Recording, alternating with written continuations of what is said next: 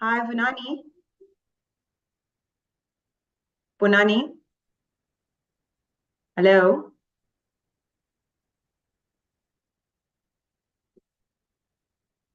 Punani. Can you hear me?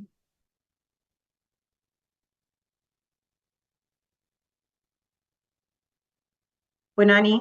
Can you hear me?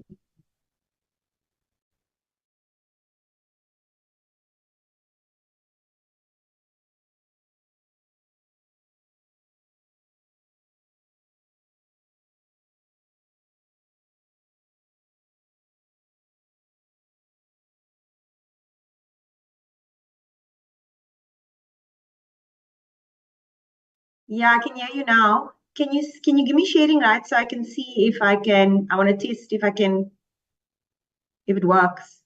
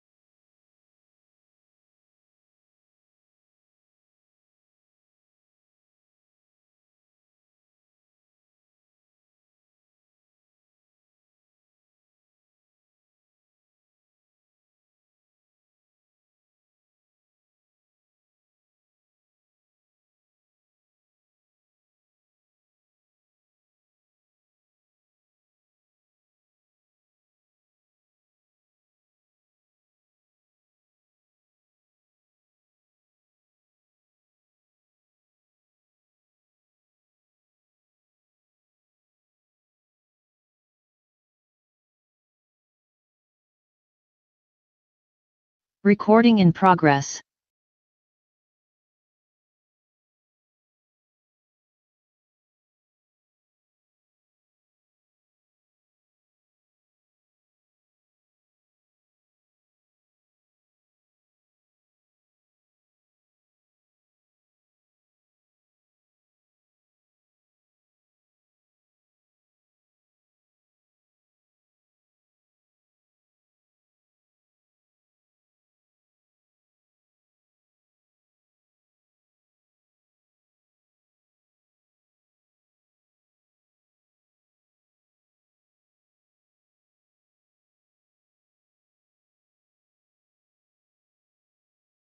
Recording stopped.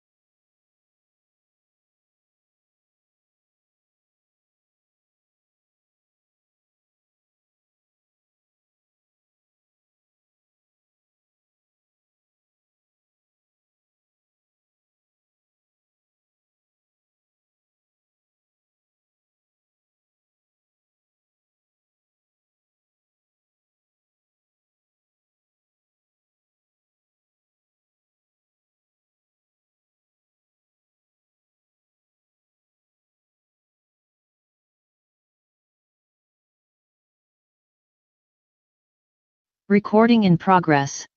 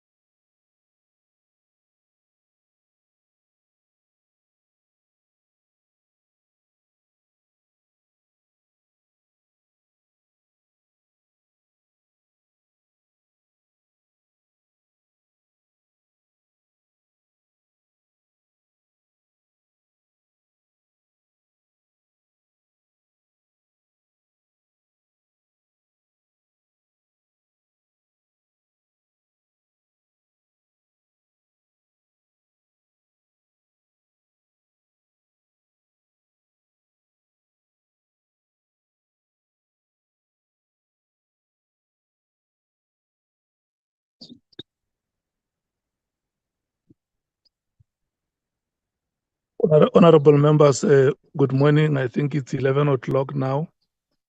We should be able to start with our meeting.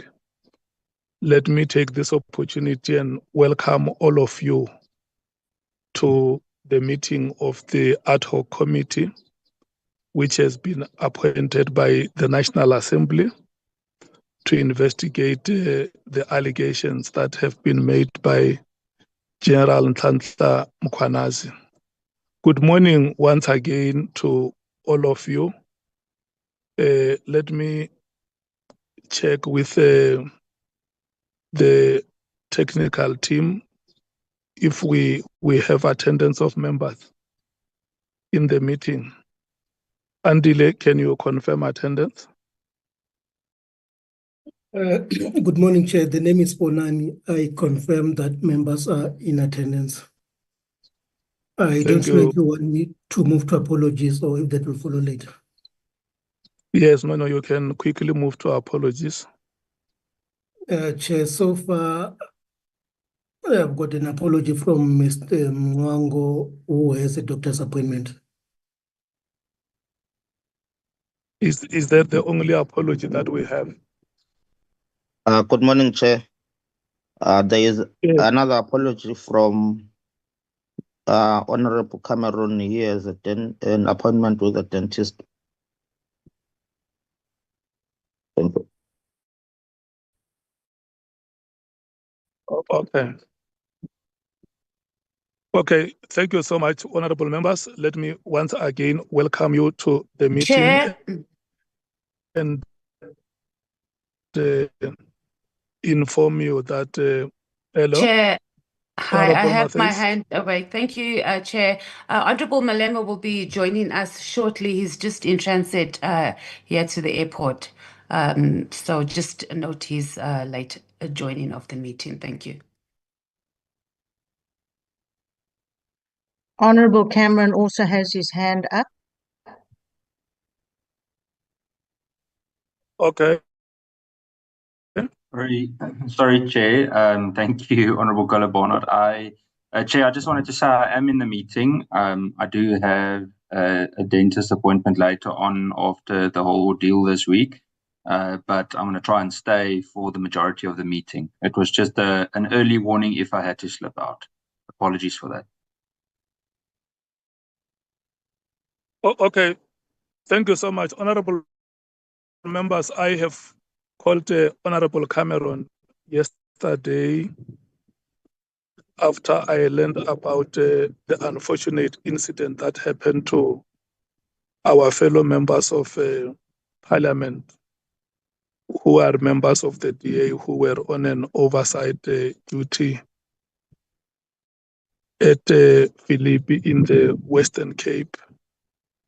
They were attacked by criminals and sustained injuries. So on my behalf and on behalf of the committee, because two of these honorable members serve in this committee, I called Honorable Cameron to express our solidarity and support and also wish them speedy recovery. Thank you so much, and we hope that the honorable members will recover. We must move to the next item. I'm also going to further request that the plea from communications is that when members speak for the first time, they can switch on their cameras and then they can later switch off, or even where members may be encountering problems with their network connection, we will advise them to switch off their cameras. But the plea is that when you speak for the first time in this meeting, please switch on your camera. It is for the purposes of quality of reporting and transparent media coverage, but also as honorable members of parliament. The people who have elected you must see you that indeed you are the ones that have been elected to represent them in parliament. Let me hasten and move to the next item, which should be the agenda of today's meeting. It's an agenda which was determined by the last meeting after we had a marathon discussion on the terms of reference. Members agreed that we must give the technical team chance to go and effect the amendments that could have been made, and then we'll come back to the committee for adoption. And I think that by now, each one of us would have gone through those amendments that have been effected.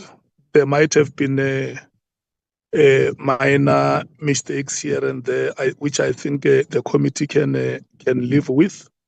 But over and above all, we must thank the technical team for the sterling work that it has done. It has not been a very easy task on their part, but they have shown courage.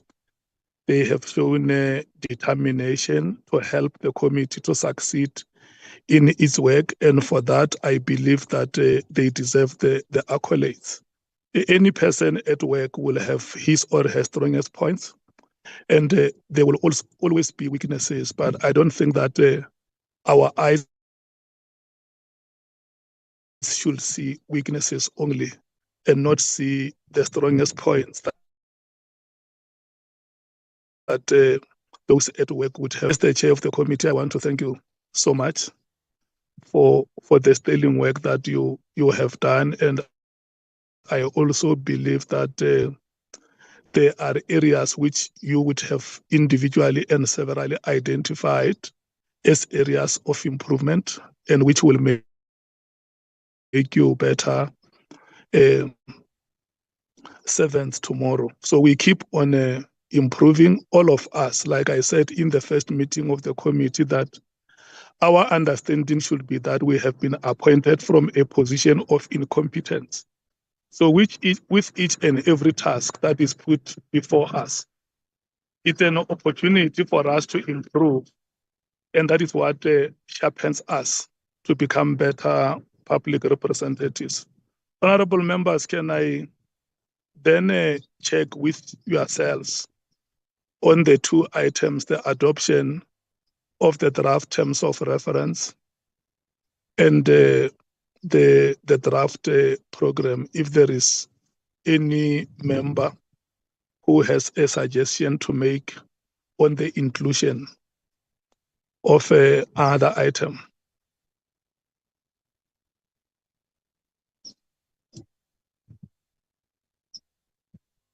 I don't see any hand up. If there is any member who has raised a hand and I don't, okay, Honorable Diko, Honorable Sangon. Thank you very much, Honorable Chairperson. Let me thank you also, just for those remarks that you have made.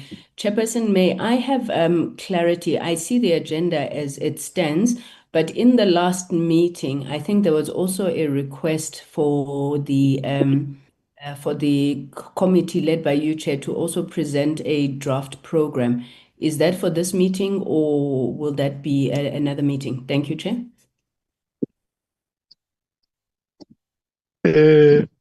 Bonani, have we included that item on the agenda? Okay, sorry, well noted, Chair. I didn't see it in the initial notice. I see it now, so I move for the adoption of the agenda. Thank you, Chair.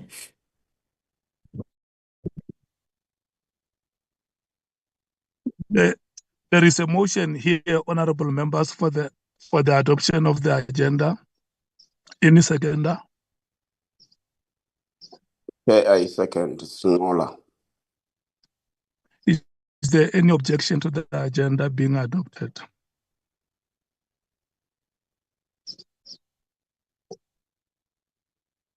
Honorable members, I don't see any hand, so my assumption will be that we pass this item, that members are agreeing that this must be the agenda of today's meeting.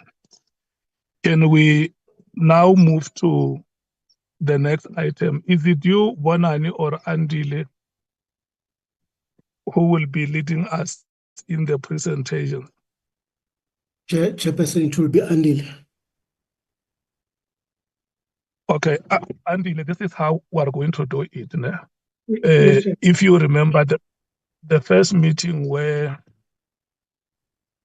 the first draft was presented, we went through the items paragraph by paragraph. For instance, what I'm trying to explain is that if item 1 has 7 paragraphs, it means you have 1.1 up to 1.7. You will then flight 1.1 and we hear what the members are saying. If we pass, we go to 1.2, you hear what they are saying until then. If it ends at 10.5, it means we will go and end at 10.5. Let's do it.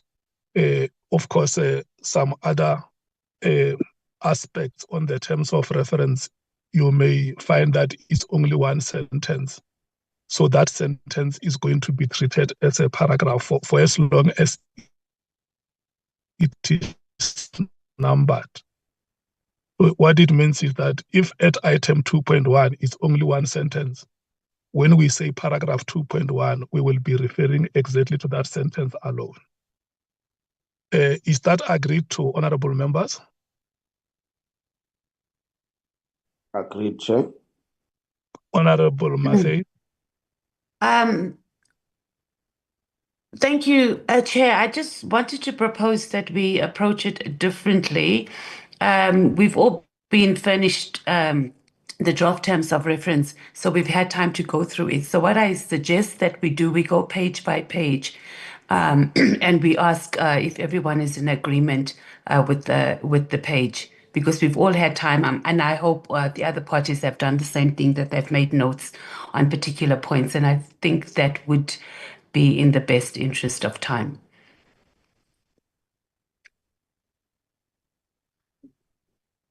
That's my suggestion, Chair. Thank you.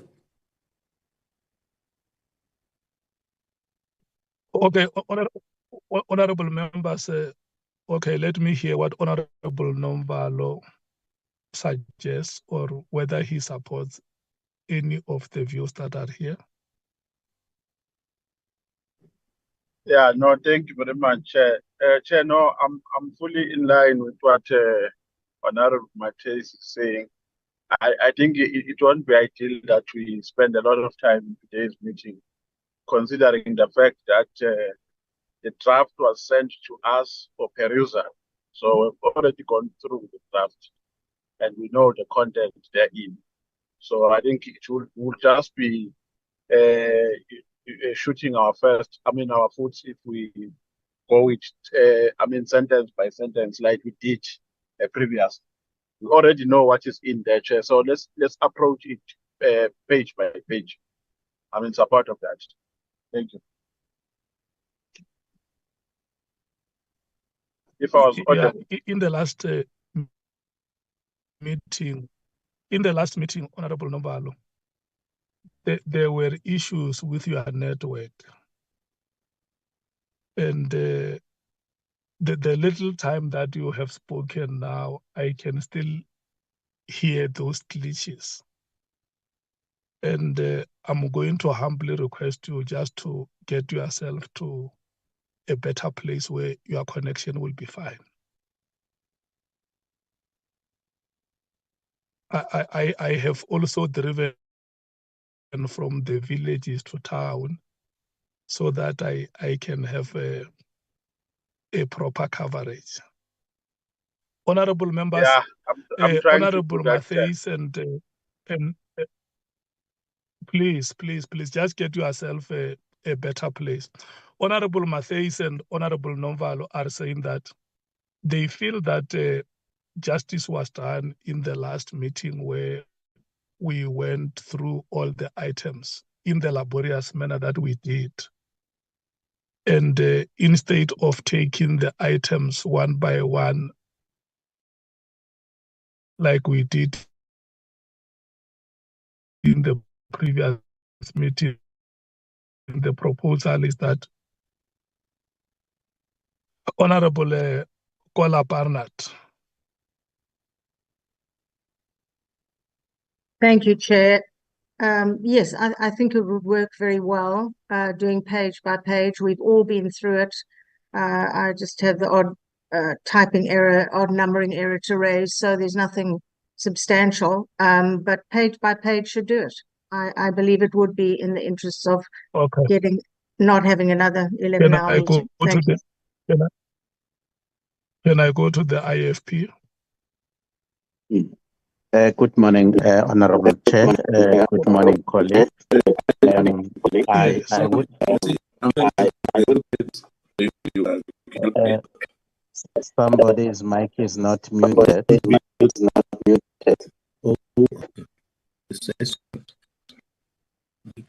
Honorable Mango, is your I greeted you, Mr. Chairperson, and honorable colleagues. I think I'm comfortable with the Honorable Mate's proposal, that of going through the document page by page.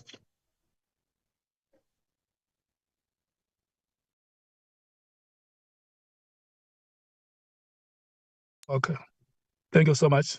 Sort your network, Honorable Mango. Sort your network.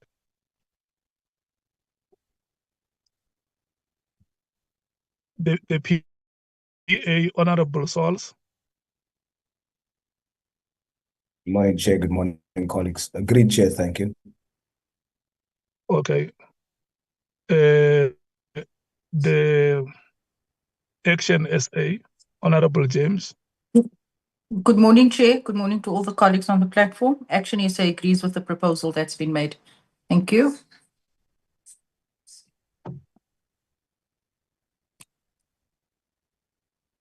The ANC.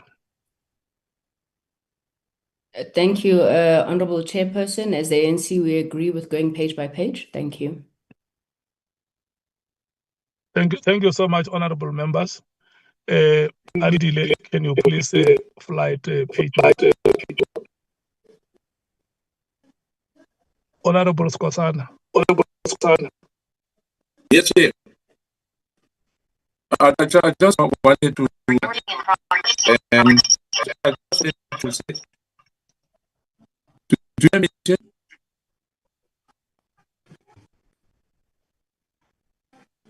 Your microphone is unmuted.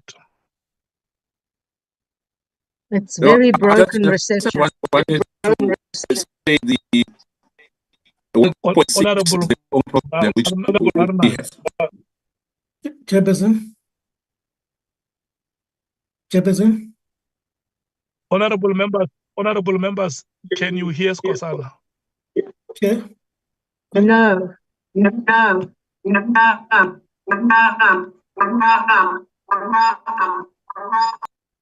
Chairperson? Chair, I don't think it's Honorable Skosana. I think it's an issue with everybody. We are on my side, I can hear only you, but only you and Honorable Mateus, but the rest, there's a problem with network. Hello. Am I audible, Chair?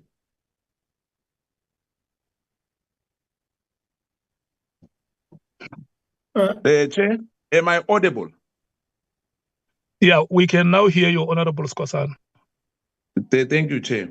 Chairperson, maybe before Mr. Skosana continues, I think it's got two gadgets which are on at the same time, so that's why you are having that interference. No, it's one, Baba. Who it's is one saving? gadget. It's one gadget. Who is saving two gadgets? No, I see two gadgets here on the system named named David Skosana. Yeah, as I said, it's off that one because of the issue of network. So I'm using a phone instead of using the iPad.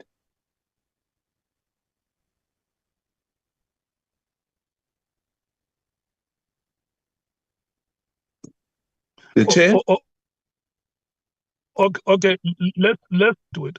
Honorable members, can you hear me? Yes, I can hear you, sir. I can hear you very well. Yes, we can hear you, Honorable Chair. Thank you so much. Let's give Honorable Skosana to make a point. Yeah, my point, Chair, was the 1.6, which I wanted to raise. I think the way it was captured, that's the only thing which I would like to add once we have started. Okay, let's do it like this, Honorable Skosana, because we were going to ask the technical team to put page one on the screen. Okay. And then once page one is on the screen, we rotate the political parties to comment, correct? Thank you, Chair. Honorable Barnard, your hand is up. I just had an issue with the numbering, Chair. There is, in fact, a number 10 right at the end, and that's not been put into the table of contents as far as I can see. Right at the Yeah, end, let's deal with it. it's just a numbering issue on page 1. I agree with you. When we give you a party chance to speak. Okay, thank you. If there is any matter on page 1, raise that matter.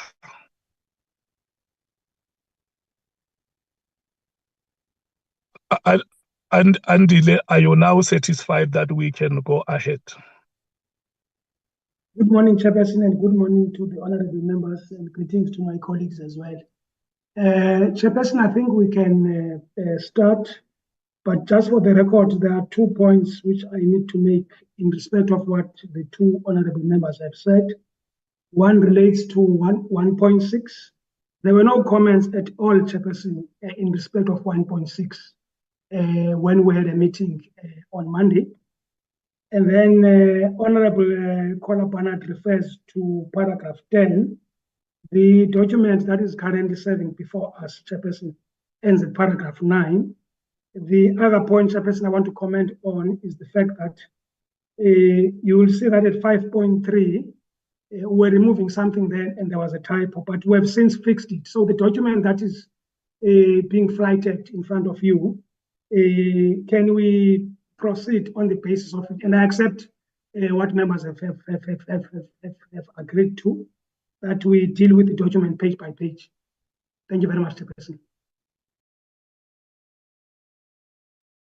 Okay, thank you so much. So we are on page 1, which is the table of contents. That's correct, Chairperson. Yes, I think what you should do when you screen a page, introduce it. All right. I think that will make our job easier. Let's say, for instance, you say table of contents. It has 9 items. It starts with item 1. It ends with item 9. Okay. I think I have introduced it that way. Item 1 is the background, and the last item 9 is resources. Can we then get the comments of the parties? I rotate the African National Congress. Thank you, Chairperson. We have no issue with the table of contents, page 1. The next party, the MKP. Yeah, thank you, Chair. No issue detected.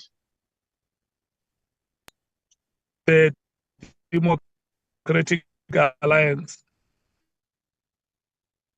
Thank you, Chair. I just needed assurance that in the document we were sent, it had resources as number 9, and then it went external legal counsel and other experts. I don't know if that was meant to be another one, but the numbering after that is bizarre. It's 1, 2, 3, 2, 4. It's wrong. So that would have to just be clarified. And if that all falls under the heading of resources, that's fine. But it does need to be cleared up. Thank you.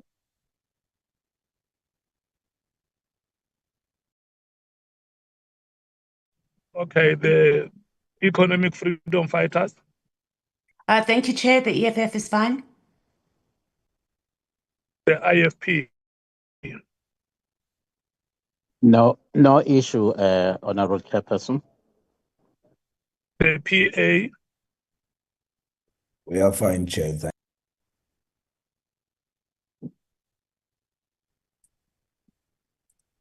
Honorable Sols.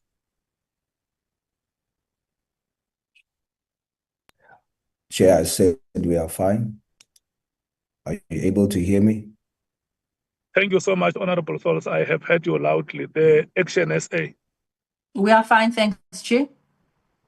Thank you so much. Andile, may you please clarify the matter which Honorable Barnard has raised. Thanks, Chairperson. Chairperson, I think we should follow what the meeting has proposed, that we deal with this document page by page, Chairperson. Otherwise, my main worry is that we'll be jumping from page 5 to page 10. Whereas if we do it page by page, Chairperson, then if we pick up things as we go along, we can fix them, Chairperson. Is that fine, Chairperson? that should be okay then. Can we move to the next page? Okay, Chairperson. The next page starts at 1.1, Chairperson, to 1.5.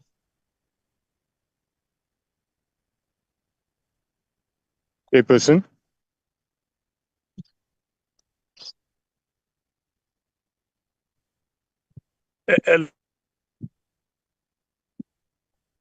Andile, we have lost you. Yes, Chairperson, I'm in the meeting, but I was just saying that page 2 starts from paragraph 1.1 to paragraph 1.5. Honorable members,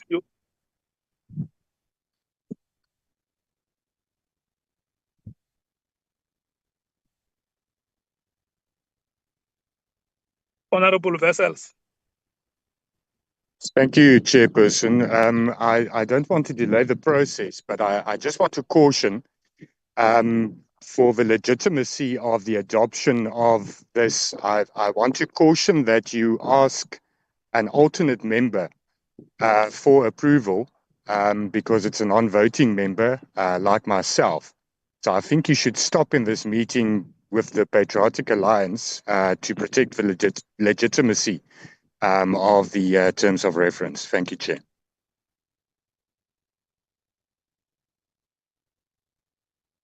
Okay, I have been too over-democratic. I take your point, but okay, it's fine. I think if you have issues, you can have a way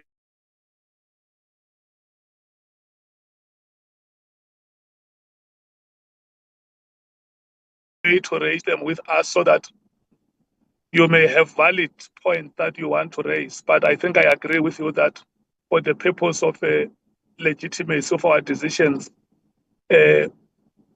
alternate members may not have to have a final say on the adoption. I think, thank you so much for that reminder, Honorable Sangoni. Thank you very much, Chairperson. Chairperson, again, I also don't want to delay the proceedings, but I think that we must respond to the issue that was led by the Democratic Alliance, Honorable Kola Barnett, because she was on the page, what is this thing, on the page table of contents, and she says that her document has a number 10. And it would be a fruitless exercise for us to go through this entire document only to find that the Democratic Alliance has an incorrect document. So could we just have clarity whether the DA has been provided with the correct document and that her point around her document needing number 10 on the table of contents falls away? Just that clarity, Chairperson. Thank you.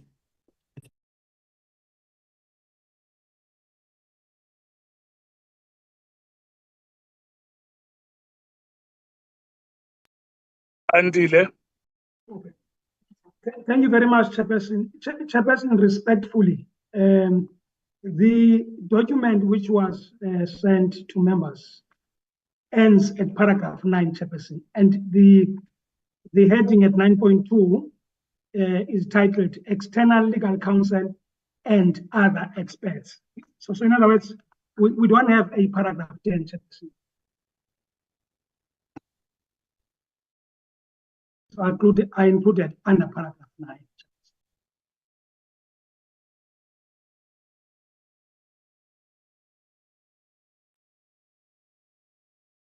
Honorable Barnard, can I check with explanation? Yes, Chair. It's simply perhaps a drafting area that needs to be sorted out. The numbering at the very end goes. It's quite odd. It's incorrect. At the very end, it goes. I'll read it out to you. 1, 2, 3, 4, 5, 3, 4. Those are the points. It looked as though external legal counsel and other experts could be another title. If it's not, that's fine. It's an exception to the rest of the document. But then the numbering under external legal counsel is incorrect. So that needs to be corrected, which I thought we could do at the end as was proposed.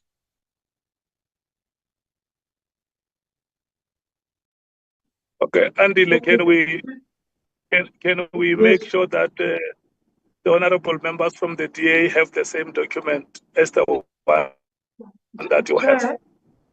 Chair, if you look at the document we're fighting, we are at 9. So 9 deals with resources. And then there's 9.1. And then 9.2 deals with external legal counsel and other experts. And then 9.21, 9.22, 9.23, 9.24, 9.25, 9.3, 9.4, and it ends there, Chairperson. So the numbering is correct. Thank you, Chair. It seems that the document I used from the ad hoc WhatsApp group had not been updated, but that looks fine to me now. Thank you very much. You mean you are satisfied, Honorable Barnard? Indeed. Thank you. Honorable Skosana?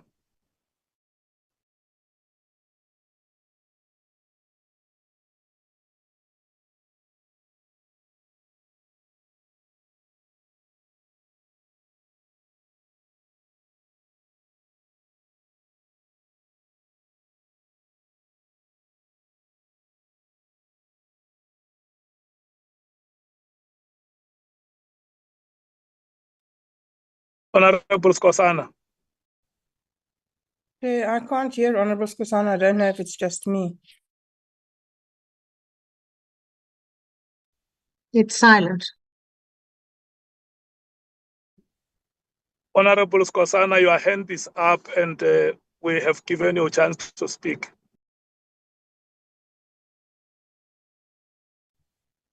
Yeah, I think he has some little No, problem. I'm fine, Chair. Oh. I'm fine, Chair. I'll wait until we are on 1.6 because there's a network problem in the Eastern Cape. Thank you. And Andile, you have introduced page 2, ne? That's correct, Chairperson. Let's start with the ANC. Sorry. Oh. We have no issues on 1.5 to 1.1 to 1.5, Chairperson. Thank you.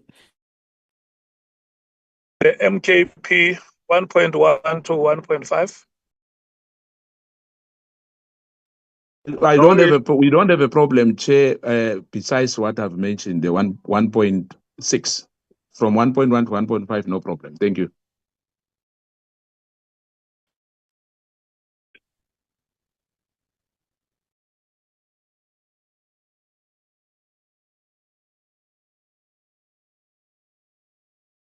I'm not hearing you, Chair. What are your comments on 1.1 to 1.5? I have no comments. I was waiting for you to call me to say it's fine for the DA. The EFF. Chair, we do on point 1.2. It reads that we are dealing with one drug cartel. And I think we must just change it to plural. It should be drug cartels because there wasn't a specification that there was one drug cartel. And then that will also spill over to some of the other sections where we say, where we talk about criminal syndicate rather than criminal syndicates. Thank you, Chair. That's all from the EFF. The IFP. Agreed, Chair. You also agree with what Honorable Mathais is saying? Yeah, yes.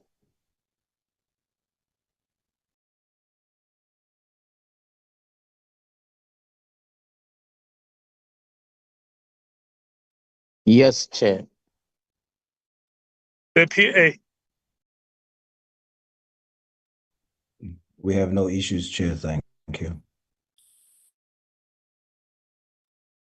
Thank you so much. Andile.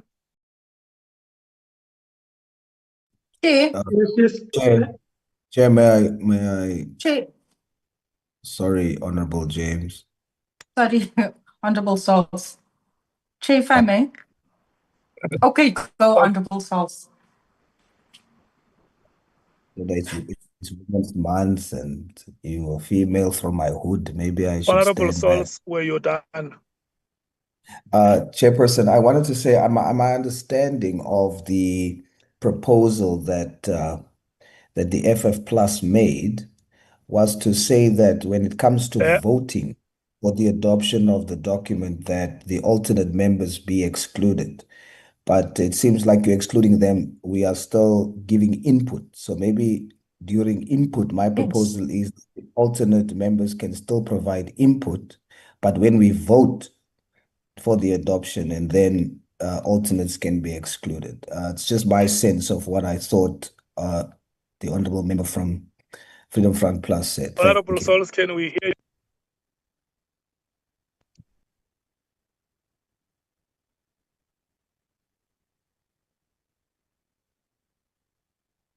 Chair, can you hear me?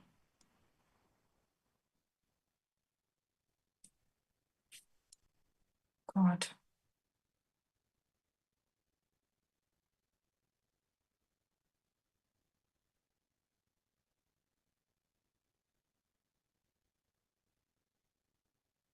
Honorable Sauls? You are muted.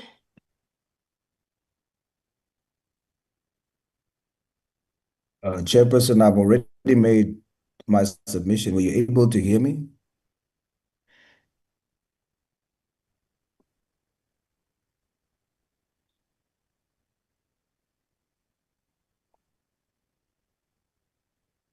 Chairperson, can you hear me? Andile, do you have responses to make on the corrections that Honorable Matthys has made? Honorable Chairperson, were you able to hear me?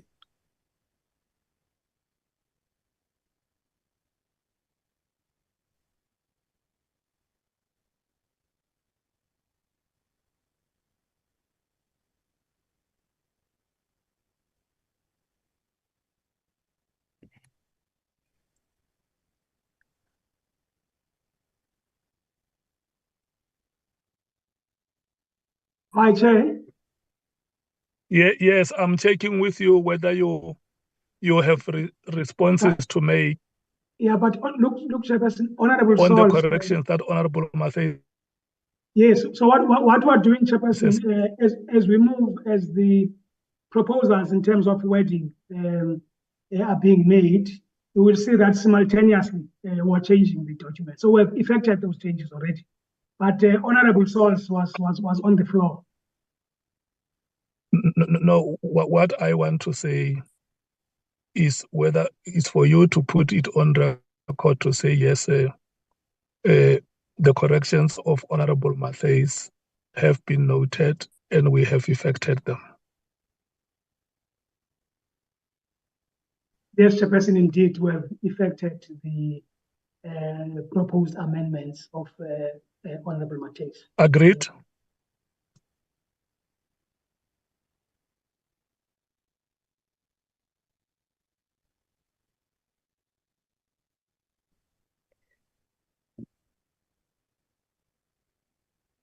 Chairperson, you noted me and gave an opportunity to speak, but you are silent on my contribution. I just want to know, did you hear me or not?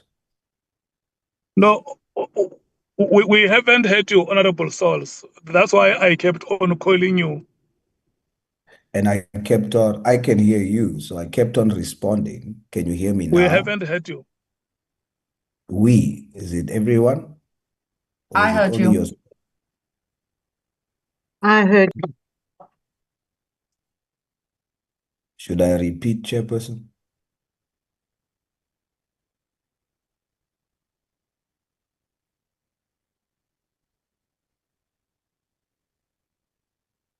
Yes, you can repeat. What I was saying, it seems like you are going to stop at PA because of the proposal that honorable member from the FF Plus has made. So I'm saying, seeing that we are still busy with contributions to the document, to the draft, and we are not voting yet, perhaps the alternate members can still participate. And when we come to voting, then they are excluded. That was my submission, Chair. Thank you.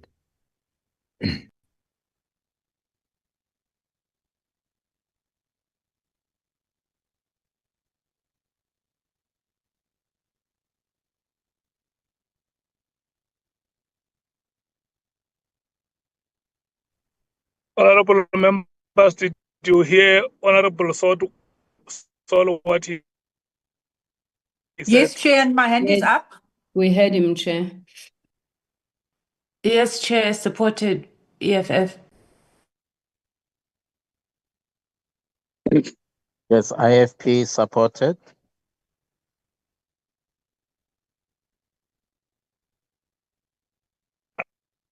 I see the hand of Honorable James is up. Yes, Chairperson, if I may, can you hear me? Yes, Honorable James. I strongly disagree with the proposal made by Honorable Wessels from the FF Plus. We have been participating in the formation and submissions of the terms of reference since the very first meeting. We cannot today say that Action SA and the alternate members cannot be allowed to make submissions. When it comes to voting, yes, I understand, but we cannot today then just decide miraculously because there's that proposal that our input no longer holds. So I strongly agree with Honorable Sauls and the rest of the members that we continue, and only when it comes to voting, we will abstain. Thank you. The legal team, what is your view on this matter?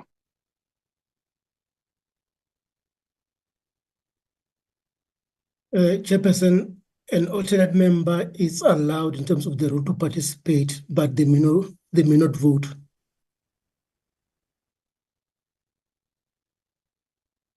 Okay, that settles the better. So it means we will get the vessel. Honorable James. Thank you, Chair. On page 2, 1.5, Chair, please note that the EFF submission for inclusion of strengthening prosecutions with the NPA is not reflected in 1.5.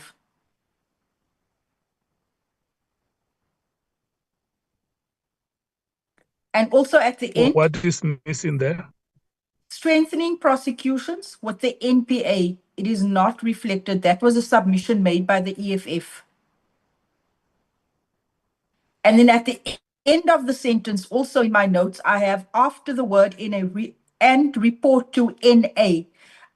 Previously, we had agreed that it will read as follows: with a view to improving policing and enhancing governance across SAPS, the NPA, Judiciary, Correctional Services, and Metro Police Divisions.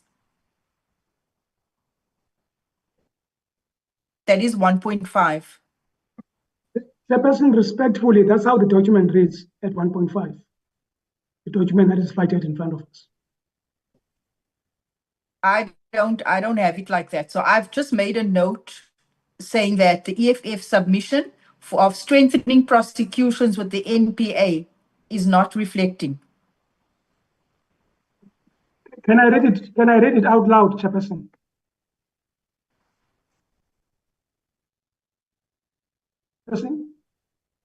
Chairperson? Yes, you can read it. Thank you.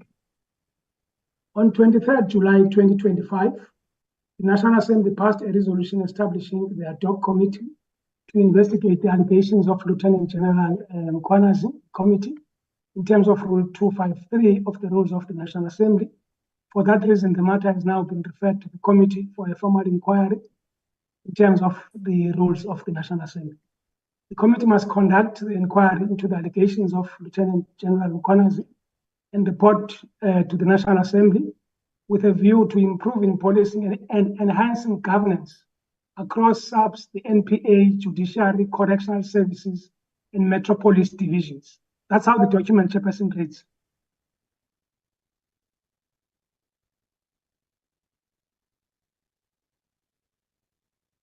Honorable James. I'm satisfied, Chair. Thank you so much. Honorable Vessel.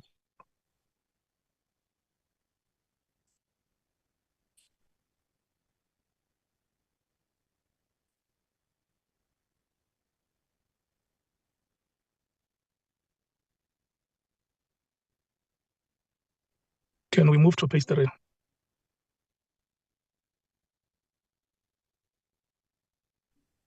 Yes, Chairperson, page 3 starts from paragraph 1.6 to 2.3. I'm not sure, Chairperson, whether we will first finish the, but I think you said page by page, Chairperson. So I'm assuming that we'll deal with 1.6 up until 2.3. And again, Chairperson, I want to reiterate the point I had raised earlier on, that if you look at the document that was presented, Chairperson, on Monday to the committee, there were no proposed changes in respect of paragraph 1.6. Because what we did, Chairperson, as part of perhaps outlining the process which we followed, we listened to the recording, Chairperson. We even have timestamps. So 1.6, even if members can go back to that documents, there were no proposed amendments at 1.6. Thank you very much, Chairperson.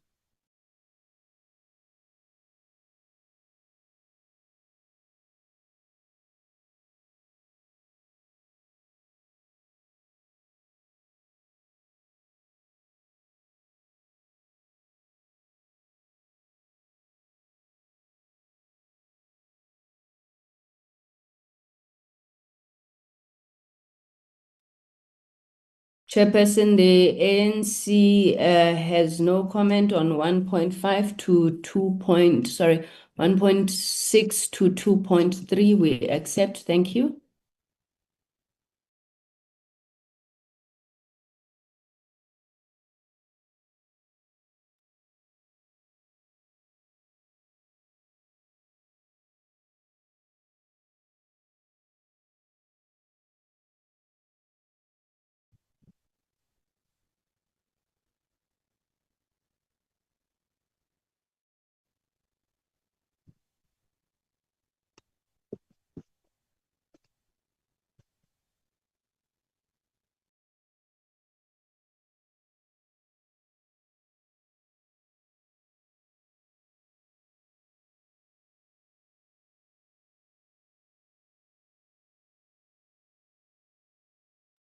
What is happening? Am I out of the meeting, colleagues?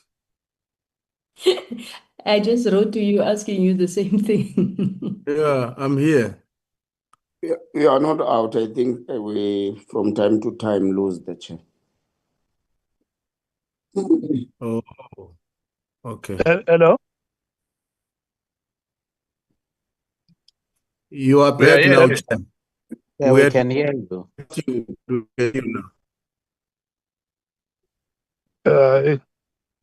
I must no longer stay in Polokwane. No, you must no longer stay in Limpopo. Yeah.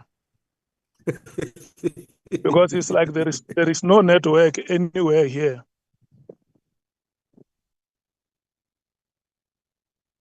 But can you hear me now? Yes, we can hear you, Chair. Yes, you can Yes, we even can be hear heard you. by. You can even be heard by.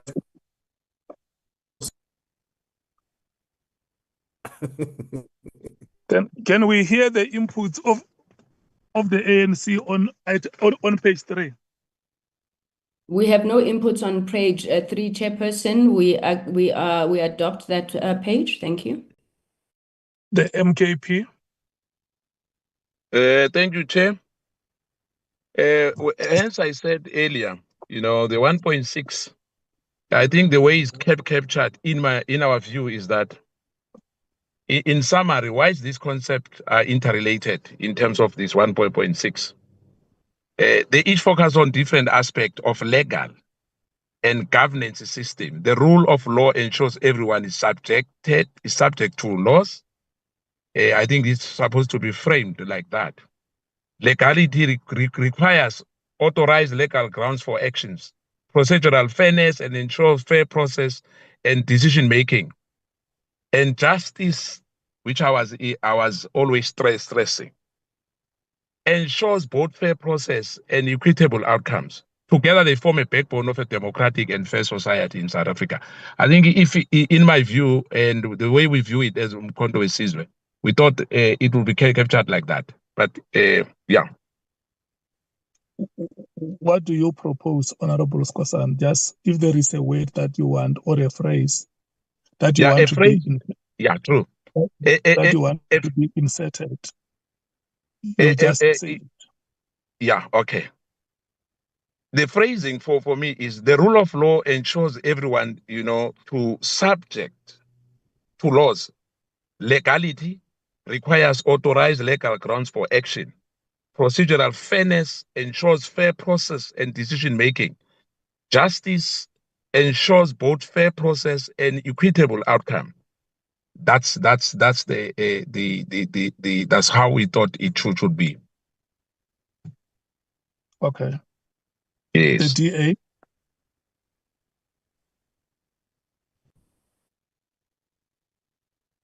It's fine with us. Thank you, Chair.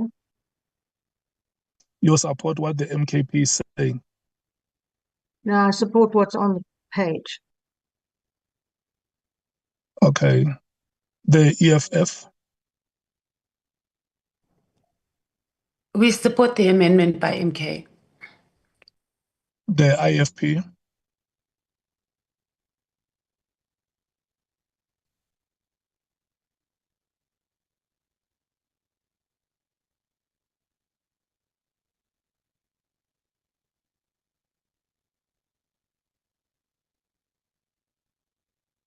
The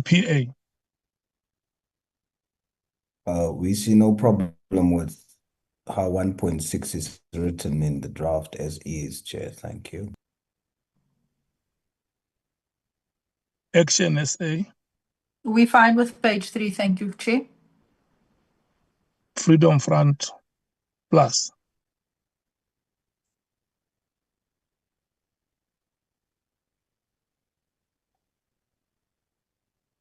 Okay. Andile.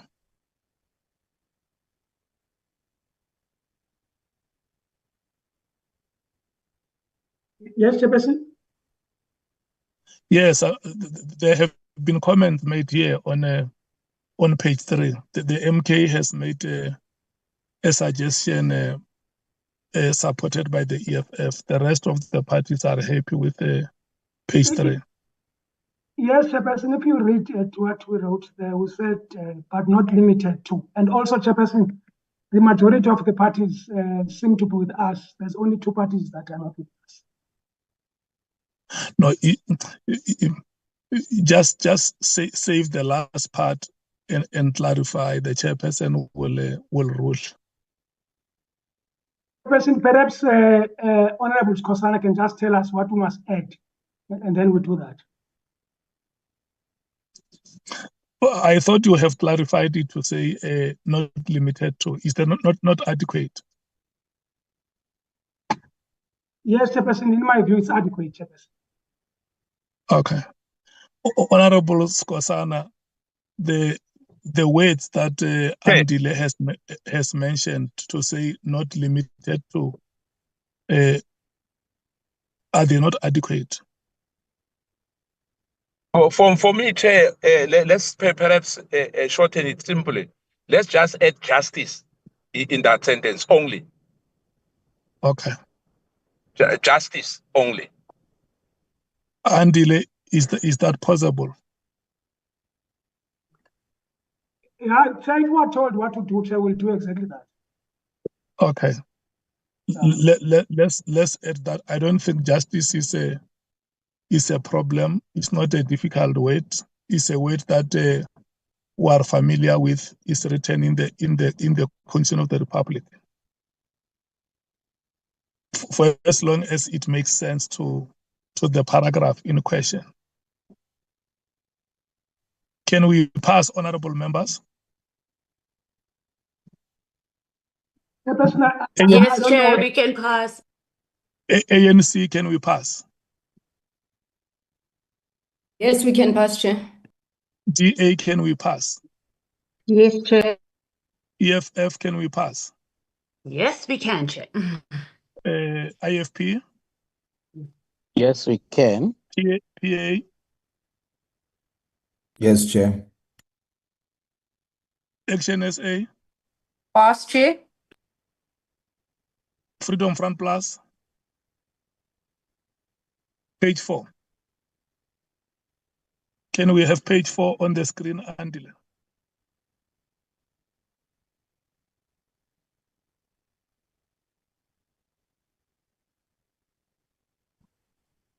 Yes, Chairperson, page 4 has got two paragraphs, which is 2.4 and 2.5. Yeah. ANC? Have no issues on that page, Chairperson. MKP?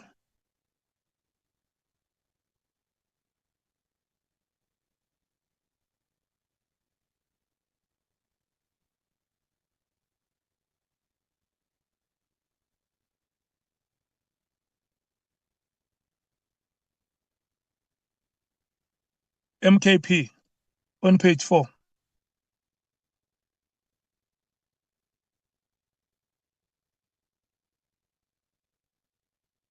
DA? We're fine with it. Thank you, Chair. EFF? No amendments, Chair, be fine. IFP? We are okay, Chair. PA? We're fine, Chair. Thank you. Action SA? We're fine, thank you. Freedom Front Plus?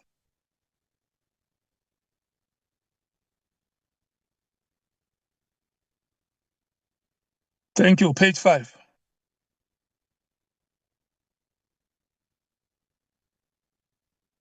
Thank you very much, Chairperson. Chairperson, page 5 starts from paragraph 2.6 to 2.12.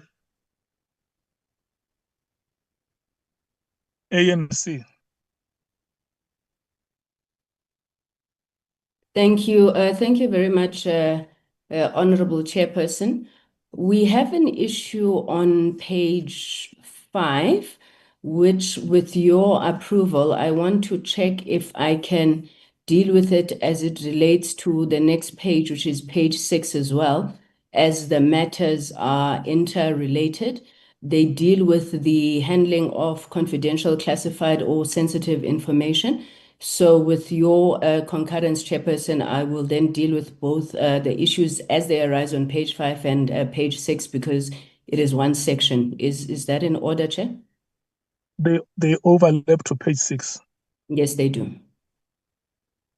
Okay. No, I think the matter starts in page 5 and is concluded in page 6.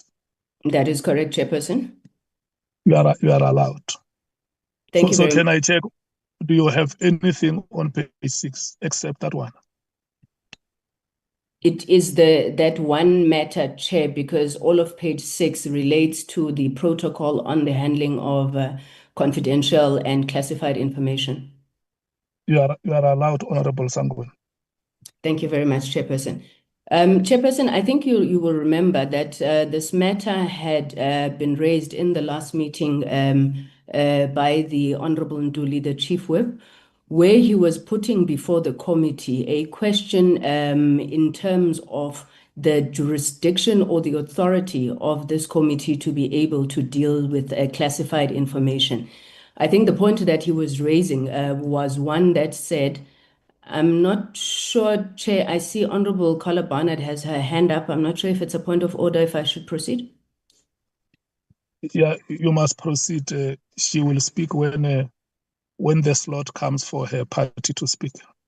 Okay, thank you, Chair. So the issue was around whether we are empowered to deal with classified information. The committee in its deliberations and amongst others in deliberating the issue of how we would handle such classified information, given the fact that the Republic does have legislation that deals with how classified information should be handled, we agreed that we would use or would utilize or look to the Parliament's protocol on the handling of classified information. Now, we've since received that protocol from Parliament, which, amongst others, it raises very clearly that Parliament's protocol, firstly, relates to information that originates within Parliament. So, like all organs of state, Parliament is expected to develop a protocol on how it will handle classified information that arises within its environment, not within any other state organs. So we want to make a point that firstly, that protocol only deals with the information of Parliament. Secondly, the protocol from Parliament is very clear that it also aligns itself with the minimum information standards, which, as we know, the minimum information standards are the Republic's national information security policy. Now, if you were to go into the MIS, which this protocol is supposed to align to, and indeed does align to, MIS does not give us the authority to be able to receive, to consider, to handle classified information. I believe that I may not have MIS in front of me now, but in Chapter 4 of MIS, where it speaks to classified information and who may have access to classified information, amongst the things it raises is that only those who have the necessary security clearance may handle classified information. And secondly, that only where there is a need to know basis established, then that classified information may be made available in whatever form. Now, Chairperson, that's not a decision that we can take, nor does the Parliament's protocol on the handling of classified information confer upon us the locus standi to deal with any classified information at all. In fact, the minimum information standards go so far as to say the only people who can reclassify, I think even declassify, because I remember Honorable Mateus had said we should look at declassification of classified information. It is only the originators of that information. So we can't sit in this committee and take a decision to reclassify classified information. My last point in this regard, Chairperson, is that the National Assembly, based on the directive of the Speaker, had established or had at least instructed the JSCI to investigate matters related to the intelligence services and by necessary implication, classified information as well. And I suppose the point that we're raising is that when you look at page 5 through to page 6, and where it makes a provision, or at least it outlines what the protocol says around classified information, that cannot arise in this committee because we simply just do not have the authority or the locus standi to deal with that classified information.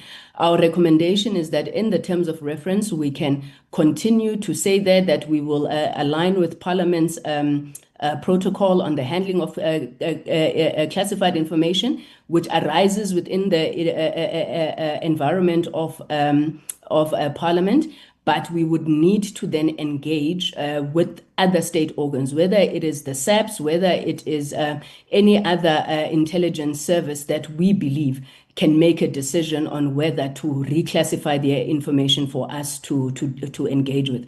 But at this point, we just simply do not have the authority to do so, and we would not want to then undermine or subvert the law by seeking to handle classified information in this committee. Thank you, Chair.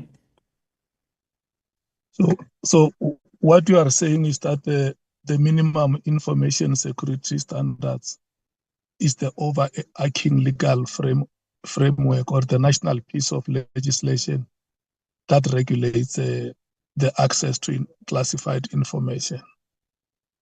Yes, indeed, that is what I'm saying, Honorable Chair. And then over and above it is that number two, that Parliament has established a protocol which is also subject to that legislation. That is correct, Chairperson, yes. And so I want you to clarify the last part, which is number 3, to say, now that we are a committee of Parliament, and we may want to have access to some information. What is the suggestion of the ANC? What do you suggest must be done? Do we request? Do we apply? What do we do? Chairperson, I think you will know that the Intelligent Oversight Act is very clear that the only committee of Parliament that may consider classified information or have oversight over the intelligence services is the JSCI. Now, Yes. there are two proposals that we've got on the table based also on what Honorable Matthies had said and having read the miss. One is that we may, the committee may, request classified information from the relevant state organs, but as that legislation is clear that it is their decision, we cannot compel it.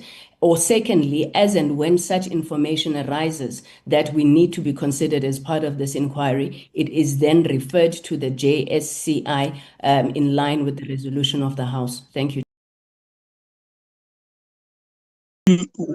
Your suggestion, what you are essentially saying is that whatever procedure that we may follow to request or to apply for access to that information must comply with the MIS, the minimum information security standards. That is correct, Chairperson. Okay. And is that what you suggest, that it must be included in that paragraph to reinforce it? Yes, Chair, I think that from paragraph, sorry, I don't have the paragraphs in front of me now, but where we start speaking about Parliament's protocol on handling of classified information, that is only in relation to information that emanates from Parliament. But any information that is held by any other state organs, we need to apply for it or alternatively refer to JSCI. Okay. Thank you, Chair. Okay. The MKP. Thank you, Chair. I think, Chair, when it comes to this, I think Honorable Matthias has said it, that if there's any information which has to be declassified, that will be done. Because this issue of us having some red lines, you know, is problematic because it means other issues as well. And I guess perhaps initially we're supposed to have a joint sitting with the intelligence. But because this is where we are to now, I guess that we'll be able to deal with these matters as they come. Because, you know, General Mkhwanazi, what he has done, because they'll tell you that it's unheard of a provincial co-commissioner like this, people who were trying, we heard them, I don't want to mention their names here. They were not happy at all because they said it didn't follow the protocols and these red tapes, you know, because government by its nature is bureaucratic, you know. Now, it made things easy for us all. Let's deal with these matters, difficult as they are. If we have to have that classified information, let's find ways, whether, you know, legal, but we need to make sure that justice is seen to be done on this committee. We cannot hide anything here. Things has to be there. The public wants to know exactly what happened, what is happening in this country. Thank you, Chair. Yeah, you essentially agree with what Honorable Sangoni is saying, and the last part that you have said is the stated intention of the committee that we will leave no stone unturned. The DA. Thank you, Chair. I sit on the JSCI, so I have top secret security clearance. And there's no possibility that the JSCI will sit with another committee, because anything they discuss has to be, no one in the room may sit there unless they have top secret security clearance. I don't think there's any way for this committee to instruct that information that is classified be declassified. I can't see that happening. An attempt can be made, but it may well be rejected. So already the JSCI has gone through their process of interviewing various of the participants in this matter and have put together a report which has gone to the Speaker. Whether that report will now be redacted and declassified is up to the powers that be. But it's not a case of hiding anything. It's a case of protecting matters that should be protected in this country and kept away from certain individuals who would possibly use it against the country. That's what it's about. So I fear that declassified... Help us, Honorable Bar. Let's not go to the merits of the argument. The question that I have asked is whether if we want access to that information, do we request or do we? And I hear you saying we can't instruct. So I want you to help us to refine the paragraph. If we agree that such information will be requested, let's just agree that within the legal framework that is in place in the country, the committee will make an application to have access. As to what the decision is, I mean, once we go to discuss whether it will be rejected or it will be granted, we are off the rail. Do you understand what I'm saying? I do indeed. You see, for example, 2.12, it says there is a process for handling classified information. It's not all classified information. It's information that comes from Parliament that has been classified, not other classified information, which may relate to many of the issues that have already been investigated by the JSCI. So that classified can't stand as is. It should be classified parliamentary information. I think may make more sense there. Yeah. But here the guidance from me.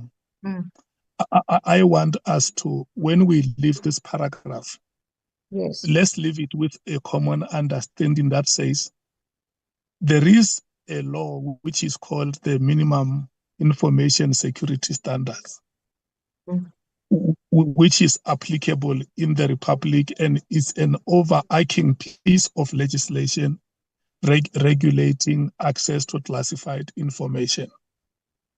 And where we work in Parliament, there is a protocol on access to classified information. And that protocol is subject to the MIS law. And so honorable members here are saying, Honorable Barnard, where we may need access to information that is classified, what then becomes the procedure? And that's why I say, if your suggestion is that through the office of the Speaker or whatever authority is allowed by law, the committee will make an application to have access to that information. Does that make sense? Yes, I have. If an item can be declassified and the application is made and it is declassified, perhaps in a redacted version, that would be absolutely acceptable. Look, as to the form of the declassification, that is not our competence. That will be done in accordance with the law that is in place. Indeed. What is needed on our part is just to make an application and specify what is it that we request. Yes, I think the request would be for declassified information, and that would then be perfectly acceptable to be discussed by this committee. Yes. Thank you so much. Are you done with the input? I am, thank you. Thank you. EFF?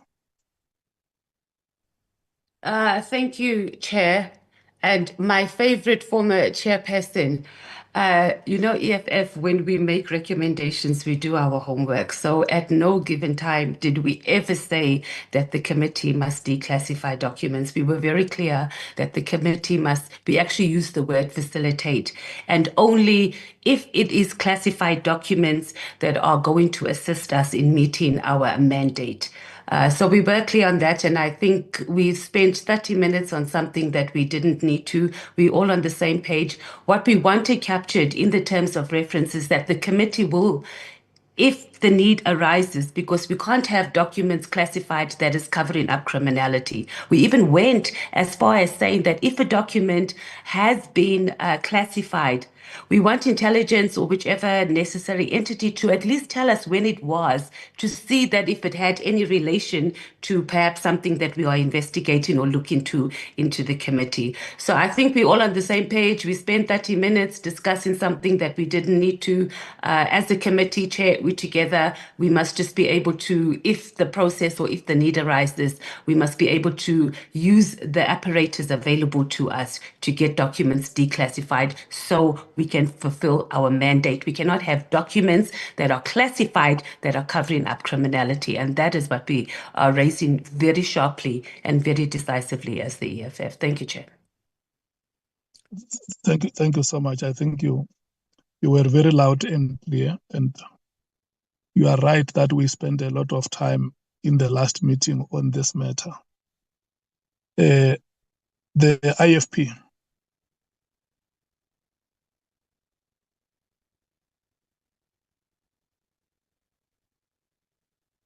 IFP. The PA.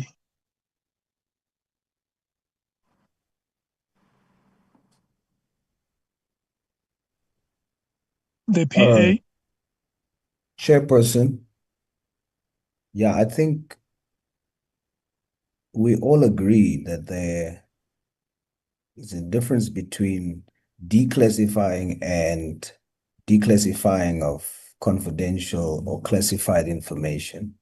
That's one separate process on its own, and access to or viewing information that has been classified. So the way we read it is that we are saying that if there's classified information that can assist the committee in the work that we should do, then there should be protocol around accessing such information. When we read the chapter 1 of the minimum information and security standards, chapter 1, subsection 2, let me read 1 as well. It says the need for secrecy and therefore security measures in a democratic and open society with transparency in its governmental administration is currently the subject of much debate and will continue to be so for a long time. However, the issue need not be controversial since the intended Open Democracy Act, not yet promulgated at the time of going to press, itself will acknowledge the need for protection of sensitive information and therefore will provide for justified exemption from disclosure of such information. Just as a note to say that we agree with that kind of posture, to say that if this is going to assist the committee, then there should be protocol around how do we access information that has been classified, as opposed to declassification.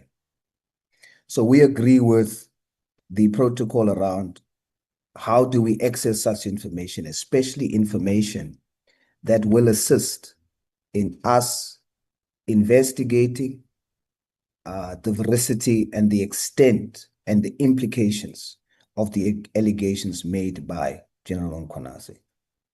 Thank you, Chair.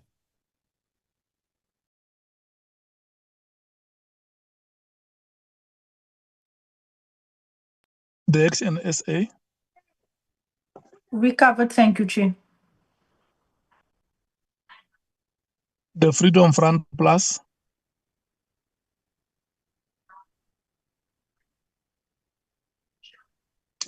Okay, we pass, honorable members, because I'm satisfied that the explanations that have been made by parties here, the ANC, the MKP, the DA, and the EFF, as well as PA. All of you are in agreement that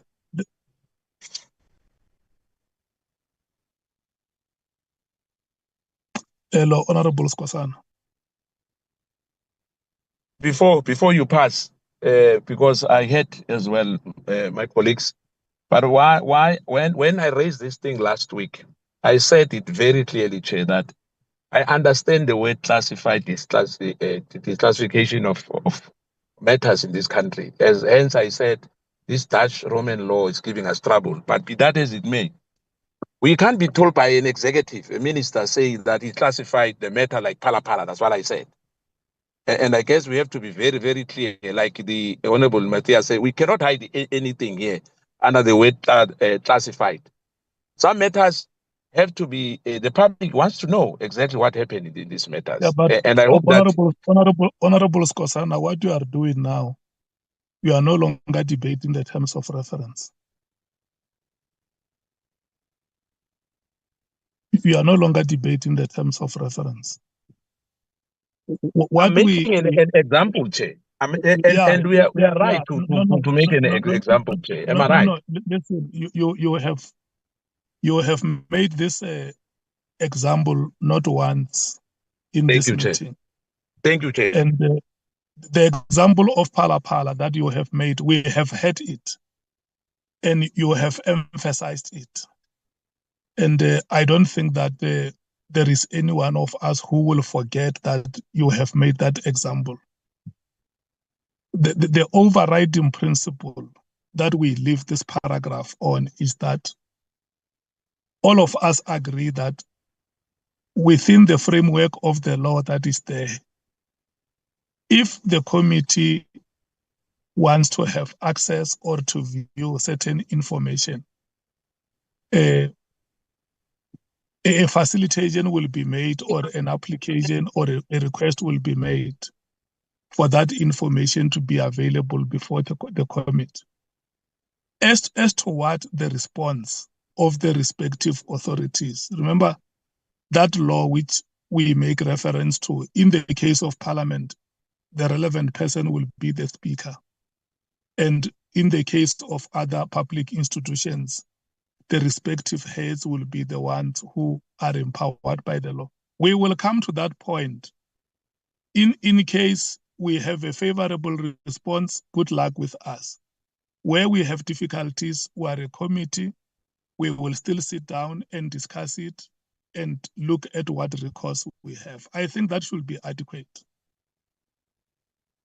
But you can imagine if each one of us here now is going to mention examples of the cases that we know or that we have, we will not finish the meeting. I think what you have said, Honorable Skwasana, I'm persuading you to agree with me that we will never at any stage forget the pala example that you have made before the committee.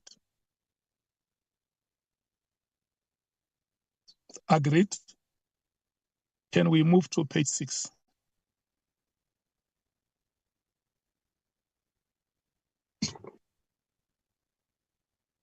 When we were debating this item, it is overlapping from page 5. Like Honorable Sangoni has said, to say the matter is covered on the latter part of the bottom part of page 5 and the whole of page 6. Do honorable members still have anything on page 6? The African National Congress, Honorable Sangoni? No, Chairperson, we don't have anything else on page 6. Thank you very much. The MKP.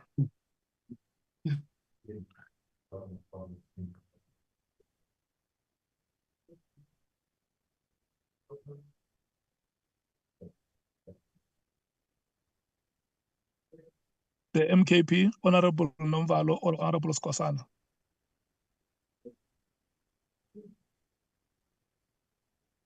The DA. Nothing from the DA, Chair. The EFF. The EFF is fine on page 6. The IFP.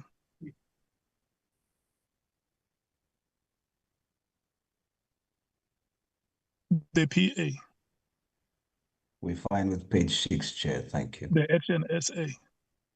Chair, I'm looking at 2.15. The committee further acknowledges that only full, not alternate or co-opted members of the committee may access such documents. Now, as action essay, we reject this and request for the removal of this section. The Speaker cannot unilaterally make such determinations without even consulting the committee, particularly as the implications were never discussed. Furthermore, the protocol developed contains no legislative provision that necessitates the inclusion of this clause, Chairperson. So that is our submission.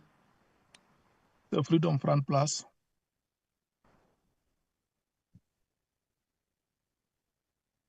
Andile, 2.15. Is it? Yeah, 2.15.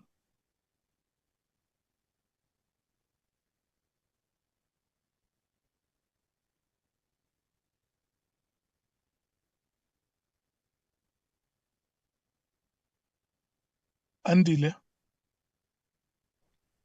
Yes, Chairperson. Chairperson, we are on page 7, and you 6. Oh, I thought because Honorable Sanguni had indicated that if you look at 2.12 and to page 6, this is the protocol. Remember, Chairperson, at the last meeting, we spoke about the protocol, and of course, what we have then done. Yes, and delay. Yes. I think there is a part that you missed. We rotated the parties to check if they still have further matters on page 6. So go to item 2.15. Thanks. Sorry for that, Chairperson. Chairperson, we took this directly. You do have the protocol with you.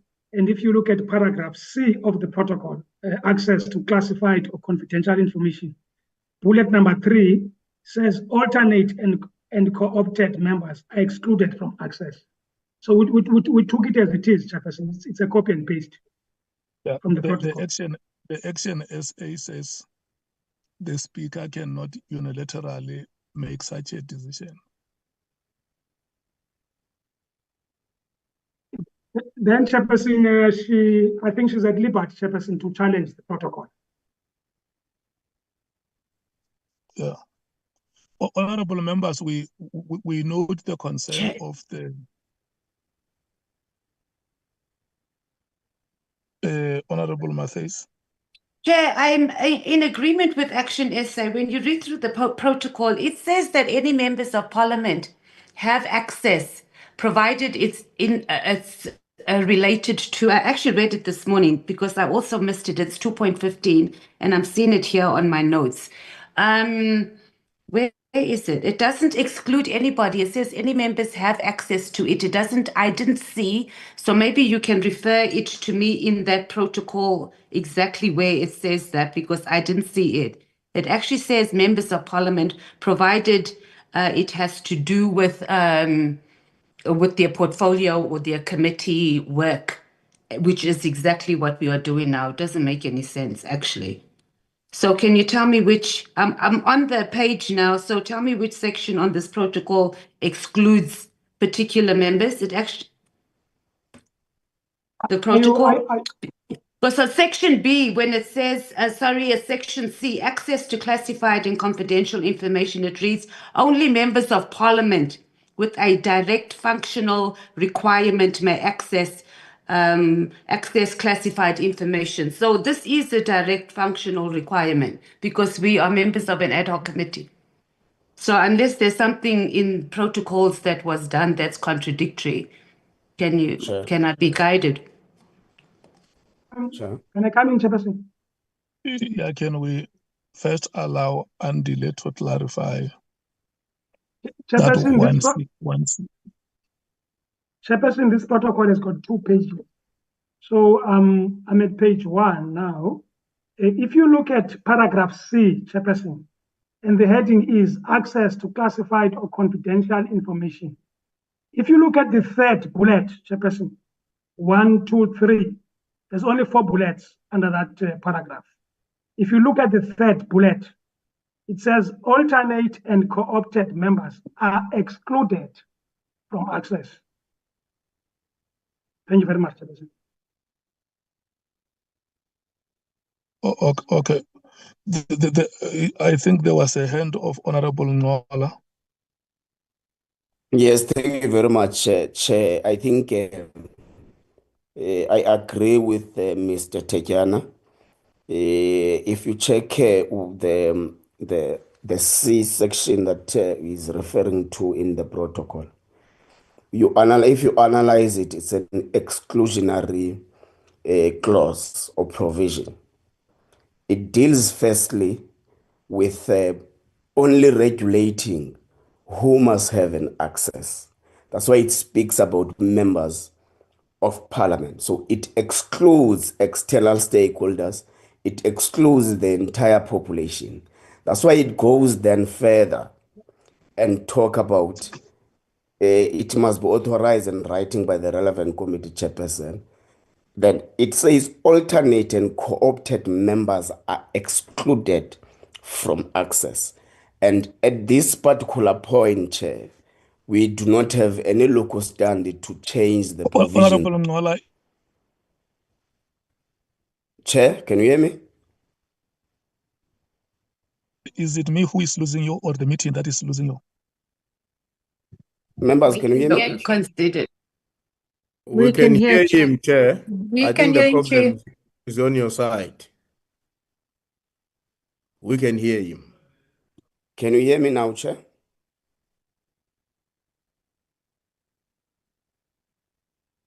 I now hear you, Honorable Nhlanhla. Should I repeat, Chair, where I started? I was saying, Chair, in respect of the discussion on the access and the co-opted members and the full members. If you check what Honorable Mateis is actually invoking in Section C. Section C, we analyze it with the ears that it's an exclusionary provision. It first says only members of parliament agreed with Honorable Mateis. But that is a provision in my own understanding that precludes anyone else, external stakeholders, the population and the electorate or whoever. Now, it centers within what's a protocol of parliament.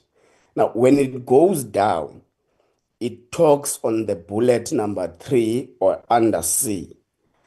It talks about alternate and co-opted members and excludes them on access to that particular information.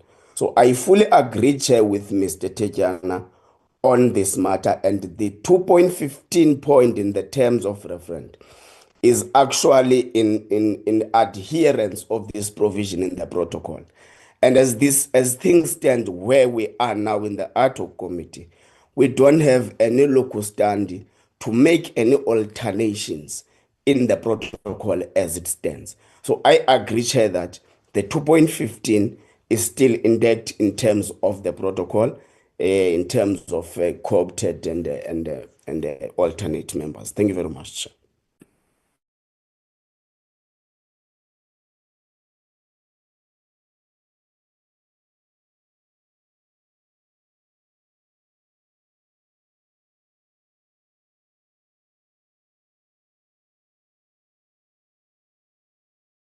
It looks like we have lost the chair again.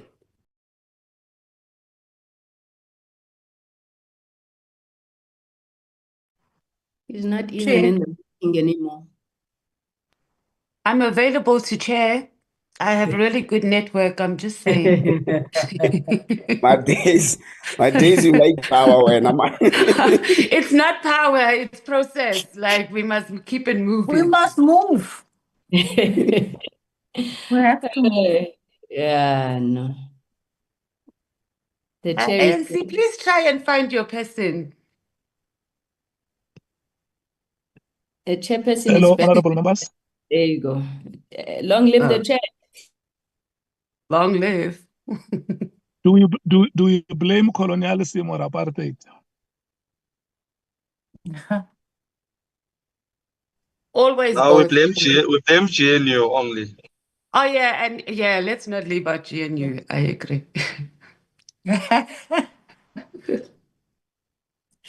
Hello, can you hear me now? Yes, Chair. Can hear you, Chair. No, honorable members, I have heard what Honorable Nhlanhla has said before I got cut off.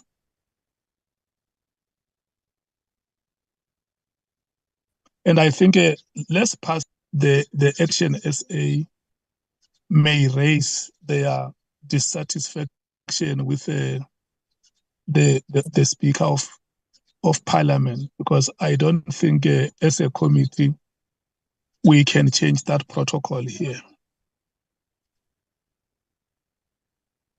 Agreed? Chairperson. Agreed, Chair from EFF. Okay. I take it that the other parties agree. Honorable Sanguni, your hand is up. Yes, Chair. And I think mine maybe is just for clarity as we pass this. I thought that the items, including 2.15, were all part and parcel of the discussion that we had around the handling of classified information. Honorable Sanguni. Yes, Chair. Chairperson? Andile, can I check with you?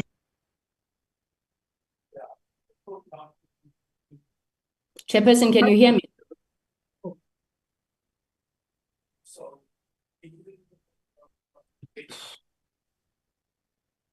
Chairperson?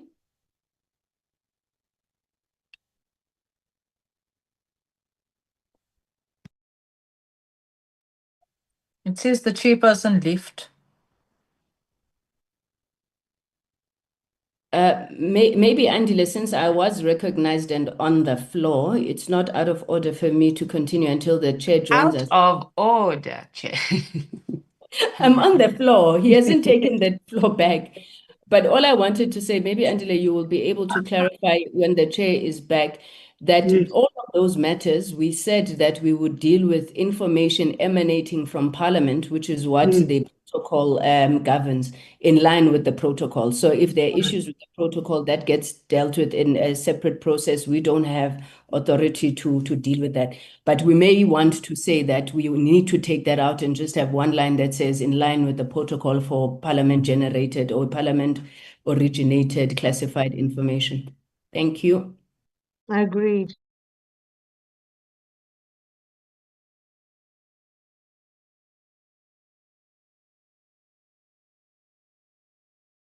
Okay. I'm going. Thank you, Chairperson. I'm done. Thank you, Chair. Chairperson. Which page was that? Was page 6, Chairperson? Okay. So I see the hand of Honorable Souls is up. Yes, Chairperson.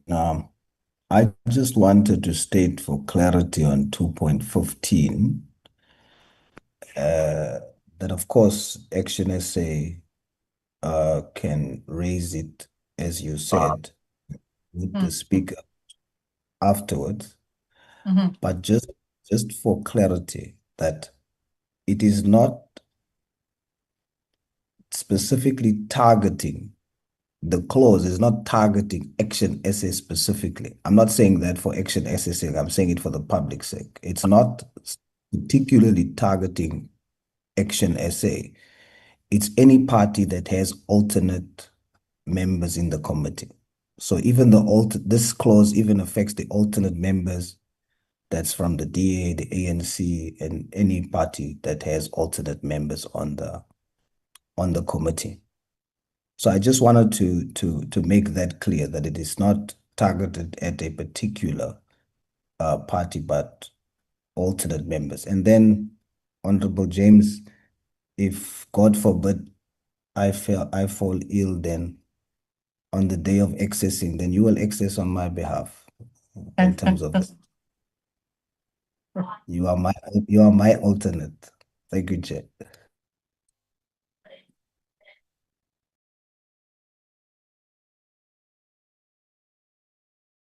Yeah, I think that is sufficient, Honorable Stolzer. You have helped to establish understanding of that protocol to support what has been said here. And like we said, parties can still raise this matter with the office of the Speaker. And I'm going to say, let's move to the next page, which is page 7.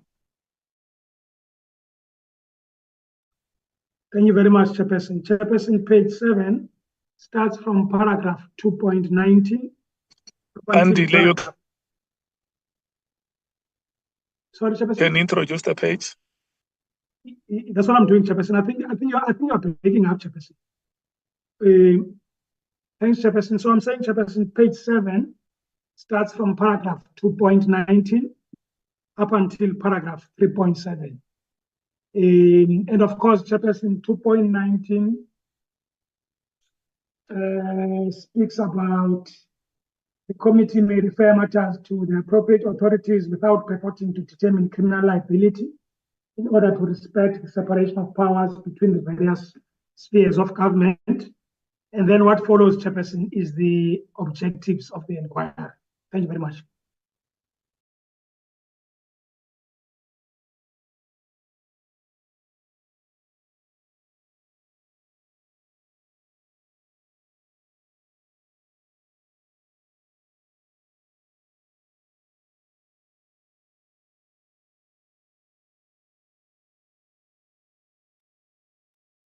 Chair, Our is chair is the missing meeting. in action. Yeah, you see, this is what the ANC does to the country all the time. Just go missing, Chief Whip. No. That's the network, not what the ANC does to the country. Yeah, why don't we have proper network? Let's bring in our communications chair. Where is the fiber chair? Mateus, you like being controversial, when? Mina, never. Yeah. You're keeping us here on a Friday for a very long time because of network problems the ANC can't deliver. Well, now it's GNU, so you're all together. Actually, communications is DA, isn't it? I have a serious difficulty today, honorable members, with the network here. I don't know what is happening. We're going to do a may motion need an of no ad hoc committee to investigate that.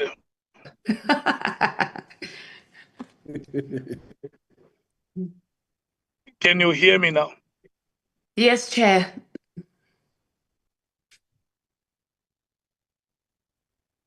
You gone again. Chief Whip.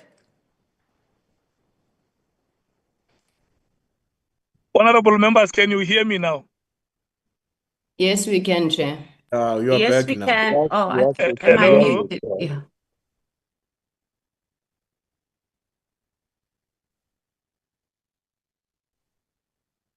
We can hear you, Chair. Hello, honorable members. Yes, Chair. You were about to call the ANC, Chair. And all other parties were about to agree with the ANC. Can you hear me now, honorable members? Yes, Chair. Yes, And Chair, I can hear you. We can hear you. And do you agree that we need an ad hoc committee to investigate the network of the chairperson?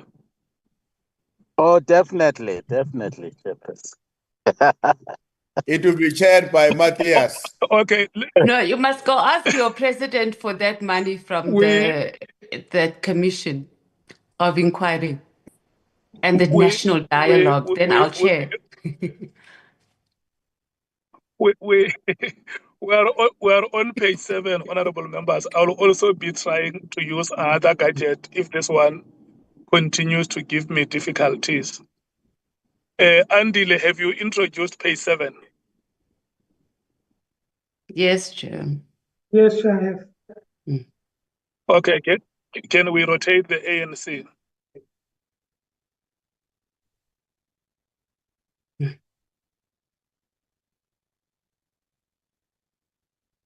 My apologies. I thought that the chief whip was going to come in on page 7.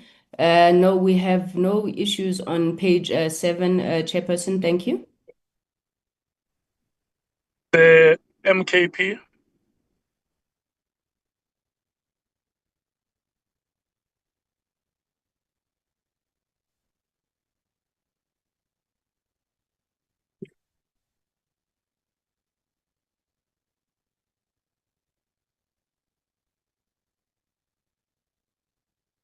The DA? We have no issues, Chair.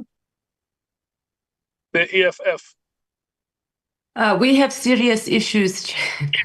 Okay, they're not serious. But we did discuss this on where's my notes? 2.9. After we refer matters, we must also be able to provide an oversight role to whichever the matters are referred. So if it's referred to SAPS, we must be able to follow up. Obviously, we're not going to infringe on what they need to do, but we can't just refer matters and not follow up. So that issue we discussed quite at length about us also kicking in our oversight role. So can that be reflected, please? That's 2.19.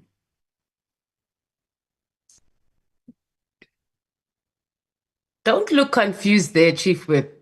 You even agreed to that. Yeah, this is the matter where the chief whip said that the work of the committee ends with its report being presented in Parliament, and that there are respective portfolio committees. Yeah. That play oversight on the respective institutions. Yeah. Is that the part that you want to have included? Yes, and those committees must do oversight. So it must be captured. So it doesn't just end that we've referred matters and there's no follow-up because we're wasting our time. Agreed? Yes, agreed. Chairperson, we are confused because in terms of the document that is being flighted, if you look at 2.19 in front of us, it says the committee may refer matters to the appropriate authorities without purporting to determine criminal liability in order to respect the separation of powers between the various spheres of government. Is that where it is, Chairperson? No, I should think this one must be different, Honorable Matthews. No, it is that one, Chair. It's just to add on to that sentence. So after we refer matters to the relevant authorities, we must be able to, the relevant committee in Parliament must be able to do oversight. Okay, no, I agree. I accept the point. Do Yeah, you we understand discussed that it? at length the last time. Thank you, Chair. Yeah. Chairperson, if I may just give guidance, Chairperson. You will see, Chairperson, that comes under the scope, Chairperson. Otherwise, we're not there now. This is right. I mean, there was a discussion about this. And of course, Chairperson, you will see that point is made. I remember going through this part, Chairperson, sorry.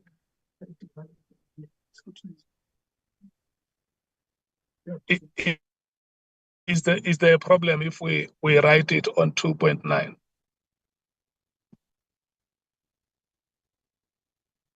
No problem from the EFF, but it was something we agreed to, Chair. Yes, Honorable Matthias, you will see that when we go down, the issue will come up. I'm just trying to locate it. It's fine. Just carry it on your shoulder. Okay. And then when we arrive at the relevant provision, let's make sure that it doesn't fall within the cracks. Yes. Chairperson, if you go to 3.8, we just want to flag that for you, which is page 8, 3.8. It says, recommend that the relevant portfolio committees of Parliament must track and report on the implementation of the findings and recommendations of the National Assembly. So that's why I said, Chairperson, as we progress, as we migrate towards that point, perhaps members, if they want to effect changes, we are amenable to that, Chairperson. Thank you very much. Is that okay, Honorable Matthias? Chair, can I recommend that we just join it together because it's speaking to the same thing, so it just follows each other. Okay. Yeah, and I think it'll speak and be more sensible if it's just those two just follow each other rather than being separated. Thank you. Chairperson, can I come in? Yes. Yes, Chairperson. So if you look at 219, which Honorable Matthias is referring to, that whole section, Chairperson, deals with the legal framework. So we can't add there, Chairperson. In fact, our view is that, Chairperson, this is under a separate heading, which is heading number 3, which deals with the objectives of the inquiry. Yeah. 19, Chairperson. That's fine. Can I make a comment on that, Chair?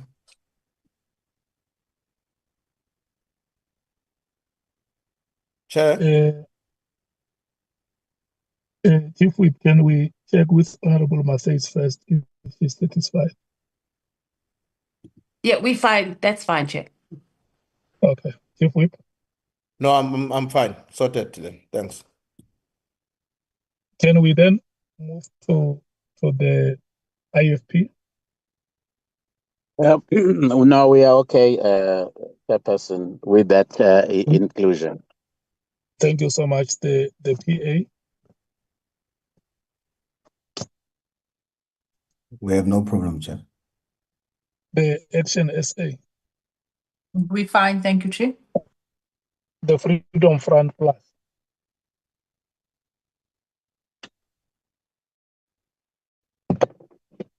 Andile, are we moving to the next page? Yes, Chairperson, we're moving to page 8, Chairperson. Unfortunately enough, we're done with 3.8. So we will deal with the scope of the inquiry, which is paragraph 4, from 4.1 to 4.16. Okay. And we rotate the ANC.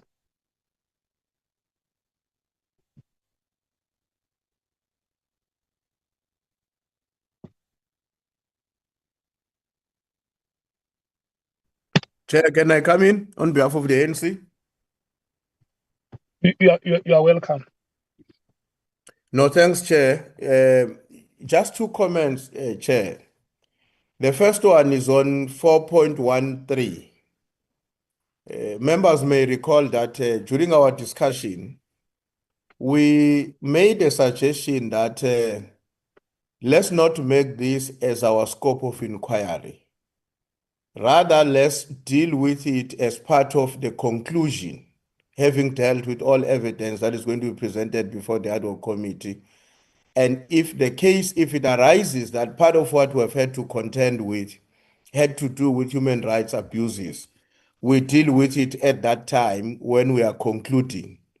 Because the argument we were making was that we should not present something that with an inference as though that originated from the submission or the press conference that was led by Lieutenant General Mkhwanazi. So that is the point that we were appealing from the ANC's point of view, that let's rather deal with that issue if it arises, and we have a strong view about it in the context of our recommendations, as opposed to it being part of the focal areas as though it has originated from the presentation made by Mkhwanazi. That's the point that we wanted to make.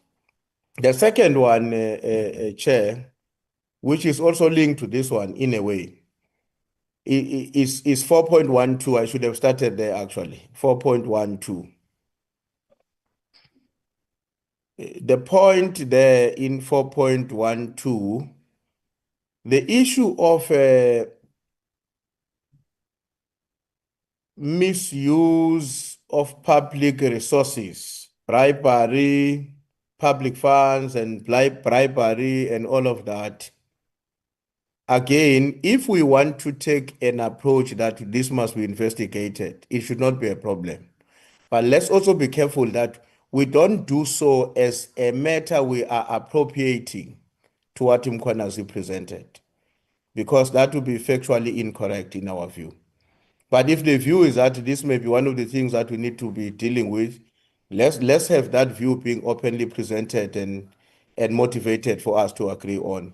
Not as because once you invite Mkhwanazi and he says, but I never raised these matters you are saying are appropriated to me. What do we say when we were there, when we were crafting terms of references? So that is the point that I see is separated from the 4.1.1 now, which may suggest that we are no longer, if you separate it, we are no longer appropriating it to General Mkhwanazi. But if it's here and appropriated to him, we would like to advise that let's not apportion to him that which he had not offered or he has not yet offered to the people of South Africa. Thanks. Okay. No, thanks very much, Chief Whip. On the first one on human rights, that was the decision of the meeting that if human rights violation emerge during the proceedings, let's wait until such time. And then on the second point that we have made, let me rotate it to the parties to hear what their view is. The MKP. Yeah, no, thank you very much, Chair. No, we want to concur with the sentiments that have been shared by the Chief Whip of the ANC. That indeed, that was a position in relation to that paragraph. And we even said the scourge of human rights, of the violation of human rights in South Africa is very rife. So if we are to take this wording, then it's going to extremely extend our scope.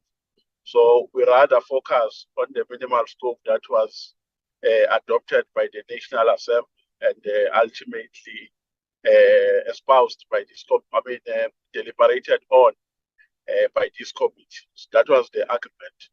And then that is the only area of concern that as the MK party, we have noted on this page. As for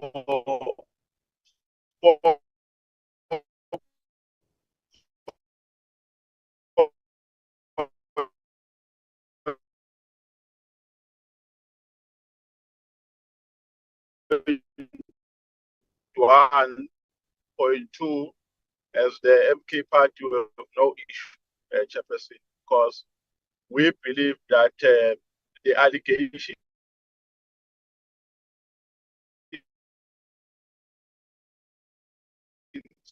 raised by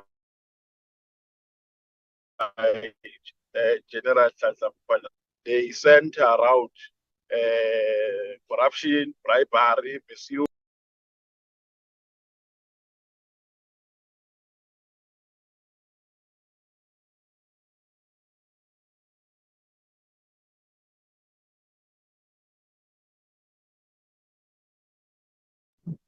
Chairperson.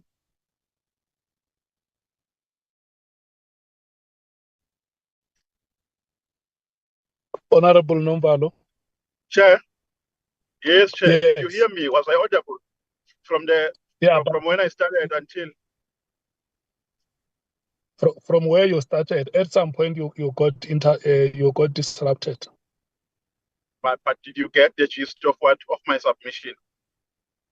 That you support the Chief Whip on the first part, and on the second part you don't have a problem. Thank you. The DA. We're fine with it. Thank you, Chair. Thank you so much. The EFF.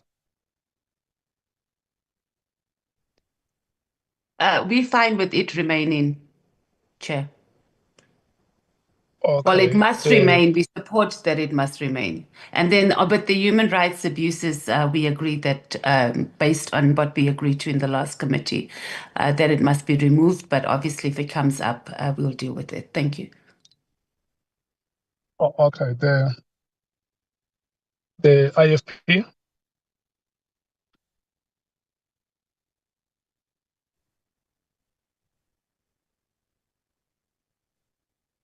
The PA. Chairperson, if it remains 4.1.2, then maybe it should say any related claim, because if we say any claim regarding corruption, bribery, or misuse, makes the scope much more bigger, so that if someone comes with a claim around corruption in SEPS, then that means we will look into that claim because we're saying any claim. But I think the intention is to say related to the Mkhwanazi allegations. So my submission is if 4.12 stays, then the word related claim should be there. If not, then we do not support because it broadens the scope rather than the zoomed in focus. Thank you, Chair. Okay. The action SA. We are fine, Chair. I think just after listening to Honorable Salts now, I agree we need to add in related to. Everything else is fine. Thank you. Freedom Front Plus.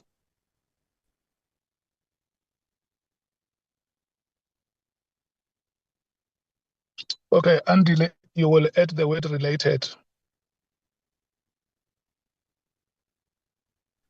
Yes, we've captured the Chair. Can we move to the next page?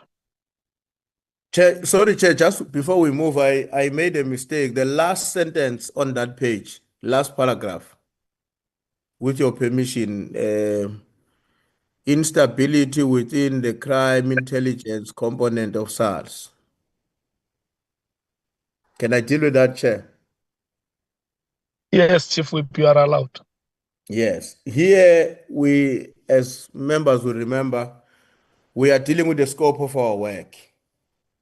And what that sentence is saying is that part of what we're going to deal with is instability within the crime intelligence component of SARS. Now, we may need to help each other in this case in the light of what we adopted earlier on, because my own sense is that to be effective in dealing or understanding the extent to which, if it does exist, any form of instability within the crime intelligence, that would require you to be familiar with their work, not just the nature of their work, but the substance of what they do and whether it's happening in an appropriate way or not. Now, will that not be inconsistent with what we adopted earlier on? Because our view is that maybe this matter is that sentence, that paragraph, a sentence 4.1.6 essentially belongs to the work of our sister committee, which is the Joint Standing Committee on Intelligence. It's difficult for us to really imagine how effective will we be able to make a determination about instability or otherwise of the crime intelligence unless we are immersed in the, not just in the nature, but in the actual work that they do. That is a comment we wish to make, Chair. Thanks. What do you suggest, Chief Whip? So I'm suggesting, Chair, that this matter, we should not deal with this as part of the scope because it belongs to the Joint Standing Committee on Intelligence. So basically, proposal is that it should be removed, yes, because we also can't make a recommendation to another committee which is doing the same kind of almost similar work as ours, as they are dealing with this matter themselves. But I think if we remove it, it saves us from having to deal with it because it doesn't belong to our scope. Thank you. Okay. The MKP. Chairperson, we are vehemently opposed to this proposition. Our view is that we must deal with allegations as they were presented, and we must deal with allegations as they were tabled in Parliament. So there must be no deviation. If we are to take this approach, that would amount to an application of responsibility. And that would mean that we're doing a responsibility to a certain extent and not fully.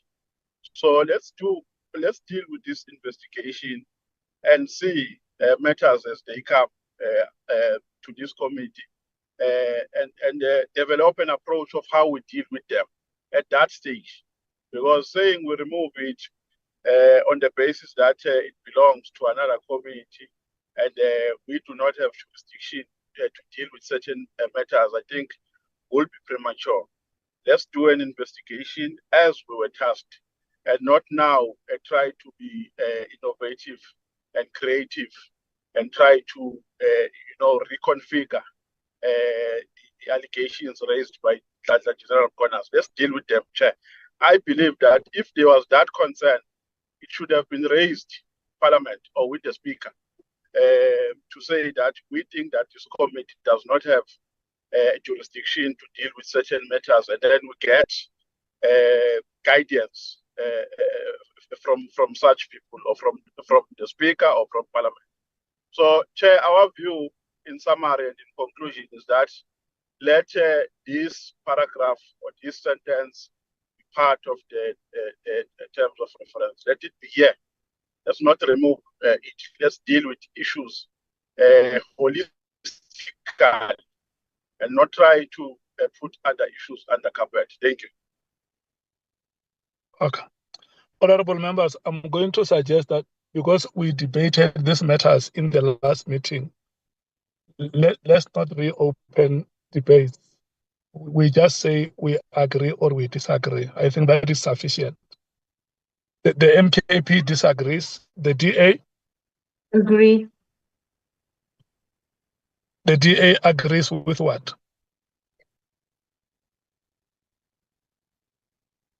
I agree with what stands. There is sufficient investigation of crime intelligence under the Police Portfolio Committee to look into matters.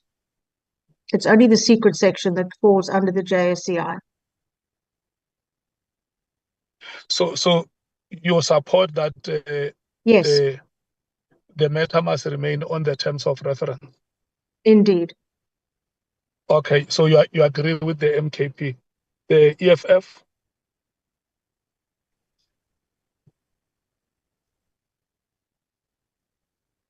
Honorable Matthews.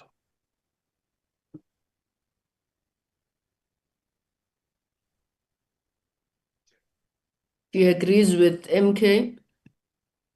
Okay, the IFP. Well, I agree that the matter should actually remain in the terms of reference. Okay, the PA. Chair.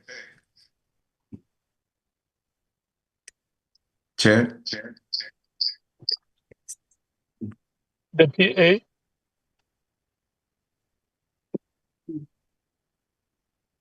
Chair. Hello. Honorable. Chair. There are two hands here, Honorable Malema and Honorable Matthews. I'm on Matthew's gadget. I withdraw, Chair, before Honorable Malema hits me. Thank you. Okay. Yeah, Chair, she made a mistake. She said we agree with MK, and then you didn't hear that it was her. You just passed, assuming it was EFF. Yeah, but it was Honorable Matthews speaking. That's not Matthews. That's why she says she's withdrawing. It's true, Chair. It was Honorable Sangol. That's why she says she must not be hit by Honorable Malema. Oh, I thought it was Honorable Matthews speaking. Yeah. I'm sorry, Honorable members from the EFF. So may you please state your position? No, we agree that this stays because in the allegations of Mkhwanazi, he makes reference to crime intelligence, and he even mentions individuals from crime intelligence. So we can't investigate part of the allegations of Mkhwanazi. Everything that comes from him, it must be investigated by this committee, including whatever is related to crime intelligence. Thanks. Okay. The PA. Honorable Son. Chairperson, we hold a different view on the basis that 4.416 says that our scope would be to investigate instability within crime intelligence, component of SEPS. And we are an ad hoc committee, so we have a zoomed-in approach to focus in on the allegations and anything that is related to it. So by default, when we deal with the allegations, it will show whether there are instability in crime intelligence or not. But to say that as part of our scope, in addition to looking into the allegations of Mkhwanazi, we are also going to investigate and look at the veracity and the extent and the implications of instability within crime intelligence. I feel that broadens the scope once again, but as an ad hoc committee, we're supposed to zoom into the actual allegations. So we agree with the removal. Thank you, Chair. Action SA. We agree that it needs. We agree that it needs to stay, Chairperson. Honorable Vessels, Freedom Front Plus.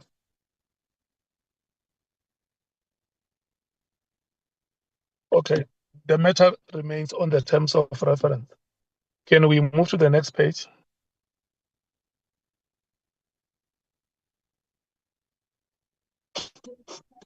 Yes, Chairperson. Chairperson, we are on page 9, and page 9 starts from paragraph 417 to 4.1.14.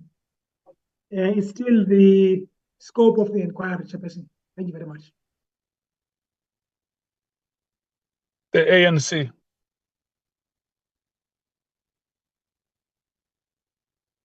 Chairperson, on on 4.1.14, the allegations of members of parliament with regards to the classified information released to them, specifically reference to members of parliament who are allegedly linked to criminal syndicates. Chair, given the discussion that we've had, I think we just need to clarify what we mean in relation to this, and also in relation to our earlier discussion on classified information. Now, our understanding as the African National Congress is that we can consider the allegations regarding the classified information because that is unlawful. But I would assume that when it comes to the content of the classified information itself, that still remains in line with the decision that we had taken, that if it is information emanating from Parliament, we will handle it in terms of the parliamentary protocol on handling information. If not, we will have to refer it to if not, we can seek that it is that we facilitate an application for its reclassification. Alternatively, then refer that to the the committee that is empowered to deal with that. So our clarity is on the content of the classified information. We agree with the allegations, but on the handling of the content, we can then refer to section, I don't know, I think it was 2 point something where we dealt with this matter. Thank you, Chair. Okay. The MKP. No issue detected, Chair. We're fine. The DA. It's fine, thank you, Chair. The EFF. Chair, on 4.1.11, it's just we need to put in plural for crime syndicates, drug cartels, because here it's singular, that's all.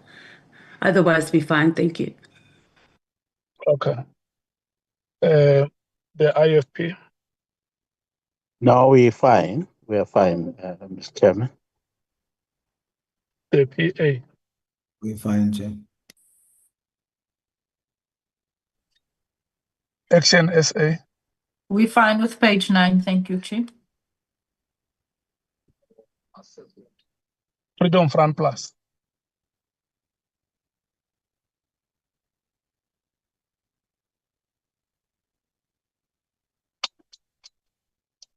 Okay, thank you.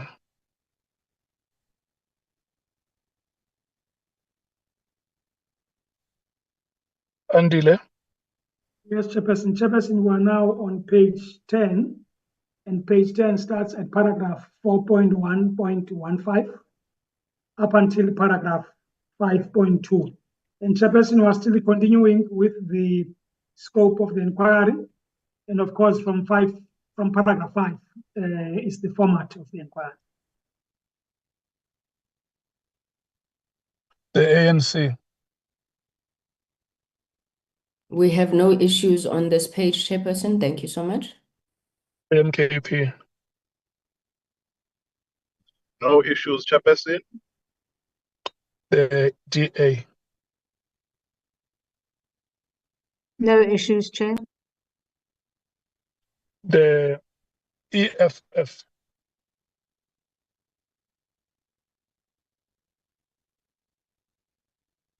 We're fine, Chair. Thank you. The IFP. Issues, Chair. No issues, Chair. Thank you. The PA. No issues, Chair. The Action SA. Pass, Chair. Thank you. Freedom Front Plus, I'm calling them for the last time. In the next round, if they want to speak, they will indicate. Can we move to the next page? Thank you so much, honorable members. Yes, thanks, Chairperson. Chairperson, we're now on page 11, and we're still dealing with the format of inquiry. And this page starts from paragraph 5.3 up until paragraph 5.5.7. The ANC. Thank you, Chairperson. Can we just get clarity on 5.3, because on our document, 5.3 is empty, but then we have no issues with the rest of the page. Thank you. I think it may be a numbering problem. Thank you, Chair. You will recall, can I come in, Chairperson, to clarify that? Yeah. Yes, you will recall, Chairperson, when we started right at the beginning, I had indicated to members that that was a typo, and of course we have since fixed it. Thanks, Chairperson. Okay. So do you see it, Honorable Sangon? Yes, thank you, Chair. Are you fine with that part which was missing? Chair, just for completeness sake, sorry. If we could go to 5.3. Yes, we are fine. Thank you, Chair. Okay. The MKP. We are okay, Chairperson. The DA. It's fine, thank you, Chair. The EFF. We're fine. Thank you, Chair. The IFP. We are okay, Chair. The PA. All good, Chair. Action SA. We're fine. Thank you. Can we move to the next page, Andile? Yes, Chairperson. Chairperson, we're on page 12 now. And page 12 is still the continuation, Chairperson, of the format of the inquiry. And the document starts from paragraph 5.4.8 up until paragraph 5.6. Thanks, Chairperson. The ANC. Thank you very much, Chair. Chair, on paragraph 5.6.2, the impression we have is that out of the discussions, intense discussions in the last committee meeting, we had reached a common ground that 30 minutes will be too much for a time strict kind of inquiry that is given strict time frames to do an inquiry. So we thought that our understanding was that we agreed on 20 minutes, but also with a disclaimer provision that allows the chair to allocate more time for members that still want to continue where the chairperson deems it necessary. I think, Chair, we think, Chair, that was our understanding. I also, Chair, want to deal with 5.8.1, where we deal with legal representation. Legal representation will not be allowed. However, witnesses will be allowed to have their own legal assistance at their own cost and with the assistance of legal aid. I thought the discussion, Chair, that was following was that we must not be too restrictive and prescriptive on how witnesses solicit their legal assistance. So if, Chair, we may just add from what is there already and add or Parliament legal and constitutional division or any institution duly accredited to administer sworn statements. I think that's what we can just add, Chair, on 5.8.1. That is the impression we got from the intense discussions from the last meeting, Chair. Thank you very much. Okay. The MKP. Chairperson, maybe before that, can I come in, Chairperson? Because Honorable Nora is on another page, Chairperson, and the procedure you said would be that we look at one page first, effect amendments, if there are any, and then move to the other page. So the point Carry the matter for now. Let's deal with what is on the current page. That's fine, Chair. Chair, just for clarity before you call another party, maybe the legal team will clarify this for me. There's a bit something very odd here, minimum versus maximum, because when you say a minimum of 30 minutes, you are saying the maximum can be anything above 30 minutes, whatever that means. I thought in situations like this, we deal with maximum, which can be exercised with flexibility. So I need clarity on that. A minimum of 30 minutes. That's something very odd. Let's put the maximum, but also with the rider that where necessary, a member may have his or her time extended.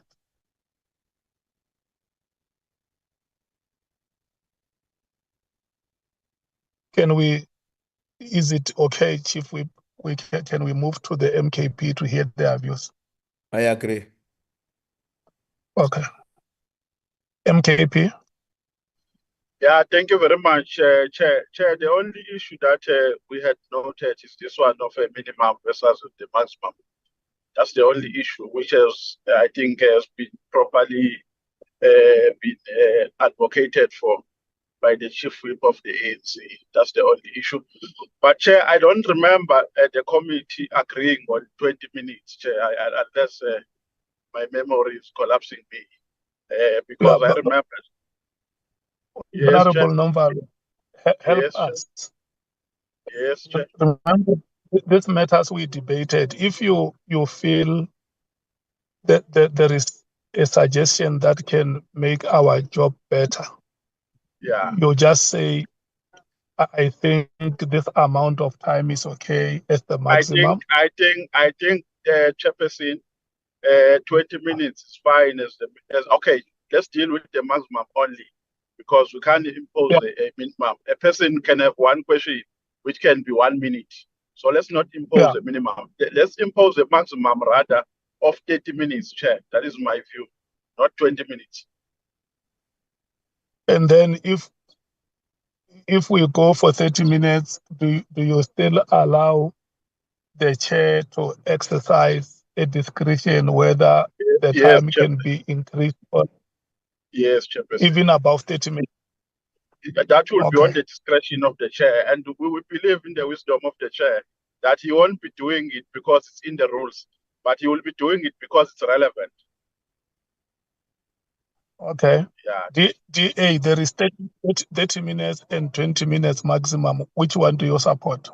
The chair, other ad hoc committees have had 20 minutes. I think 20 is sufficient. And of course, it has to be a maximum of 20 minutes, not a minimum. EFF? 30 minutes, please, Chair. IFP? I think I can live with 30 minutes because there is the chairman's flexibility that is built into those limits. Okay. The PA? 30 minutes, Chair. Action SA? 30 minutes is fine, thank you. Okay. I must not say it is obvious. Let me just state it that 30 minutes has been agreed to. Thank you so much. As a Andy, maximum, Chair, as a maximum. Andy, can you record it that we agree on 30 minutes maximum? Okay, Chairperson, we're effecting that change. Okay.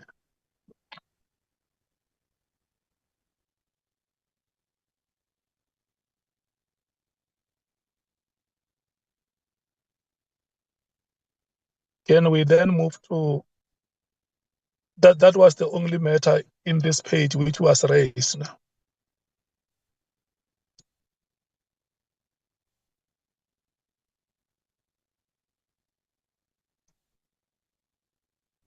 Chairperson, did you skip action essay? Did you not support the 30 minutes? No, we did, but did you continue calling the other parties, Chair? No. Oh. We have just concluded the 30 minutes maximum. Okay, but we're still on the same page. I heard you supporting it. Yes, but we're still on page 12. Can I check if you have a matter that you want to raise on that page? Yes, Chair, just still on page 12, just alternative wording. 5.5.6. Are we there? It reads the chairperson shall facilitate the decisions. Maybe the committee shall determine the order in which witnesses are called to give evidence. Yeah, that is what we agreed on. I don't think it needs a debate. Can it be recorded as such, Andile? Thank you, Chair. Any further matter before we move to the next page?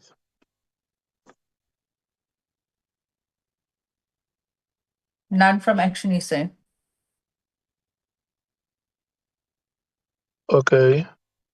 I'm not seeing a hand from any other party, so I assume that the meeting says proceed. Next page, Andile.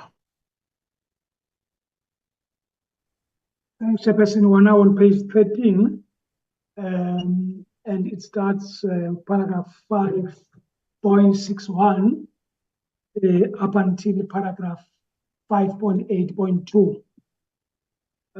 Some of the paragraphs, Chairperson, deal with legal reservation, and then others deal with the Audi alteram partem rule. There is a matter that Honorable Nhlanhla raised about representation.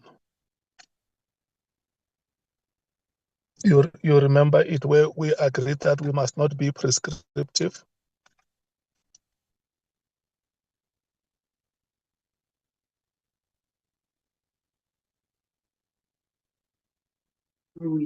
Yes.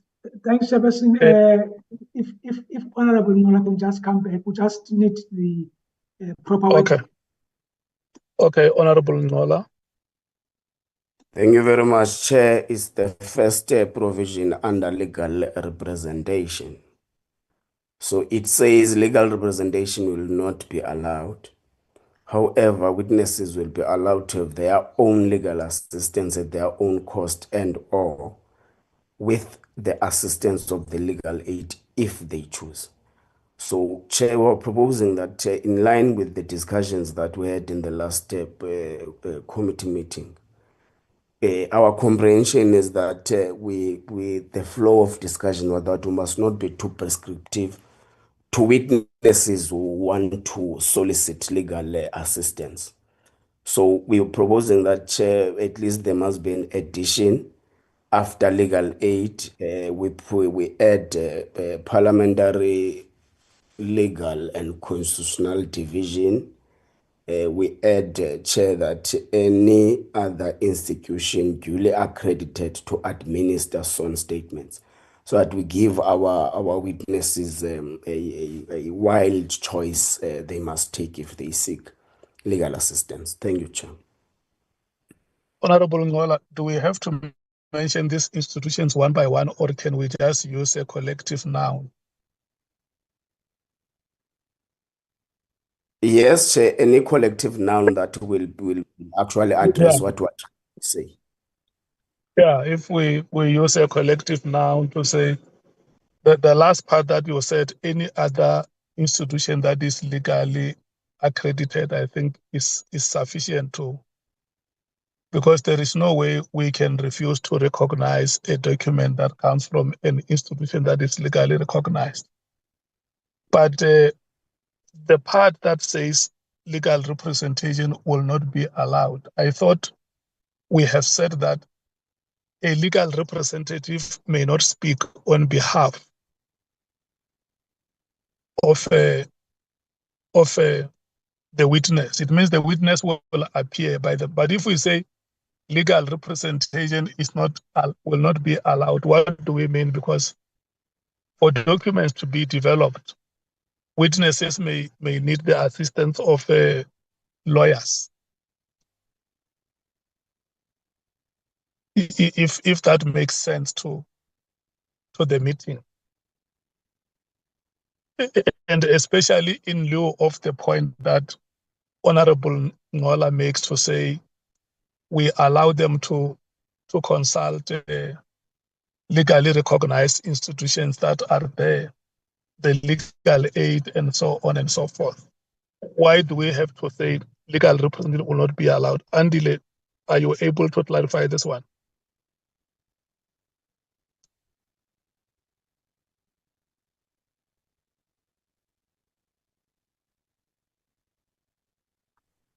Yes, Chairperson, I thought you had clarified it well, because I think what we're emphasizing here is that we are trying to draw a distinction between legal assistance and legal representation.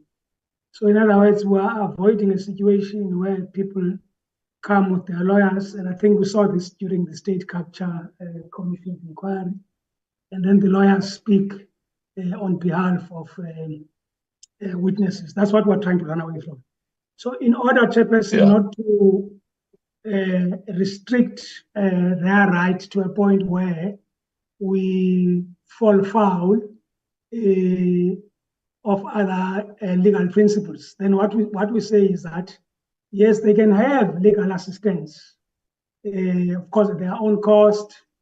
And I think, Chairperson, the addition you've said we must put here covers everything. Yeah.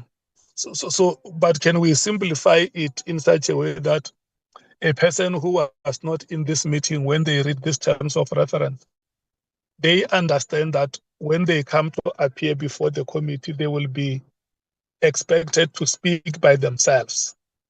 Because you and I may understand the language technically, and that is sophisticated, but to a simple person, legal representation and legal assistance may be used interchangeably.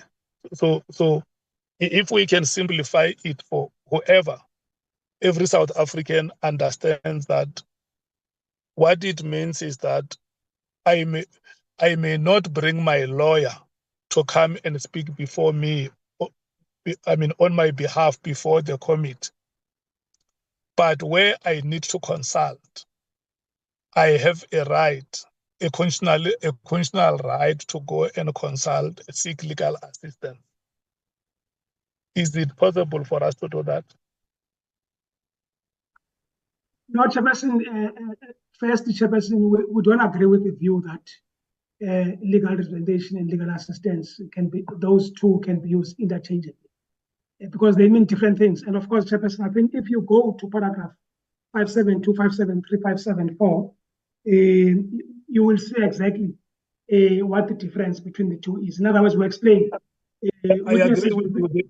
They mean different things to you, but not to a person who comes from the village where I come from. That's why I say in this paragraph, let's explain it in such a way that a person who is not exposed like yourself can understand exactly what that provision means. Yeah, Chairperson, look, it's a pity now because this is now becoming an issue. Because, Chairperson, I mean, the law of interpretation, Chairperson, says, look, if we find ourselves in the forest, Chairperson, we should then go and check the dictionary meaning. So Chairperson, I would say. Chair. Hello? Yes, Nomvalo, Chair. Honorable Nomvalo. Chair, I think the assistance that you are trying to provide here is assisting because, Chair, if you are to read 4.7, 572, 573, they give a detail of what would be a responsibility of the legal advisors or legal practitioners in committee meetings. So in that context, you don't need the wording that they've started with that says legal representation will not be allowed. And I agree with you, Chair, that it causes some confusion, ambiguity, and it's unnecessary. So my view, Chair, is that that sentence must start where it says the witnesses. They say, however, no, on the first paragraph, if you can go up a little bit. Yes. My view, Chair, is that it must start with saying the witnesses will be allowed to have their own legal assistance at their own cost and continue. Because in the below sentences, it gives a clarification of what will be a role of legal advisors or legal practitioners during our committee meetings. So that one, Chair, I'm in agreement with you. It causes confusions and it is ambiguous. Thank you. Okay. Do you understand it, Andile?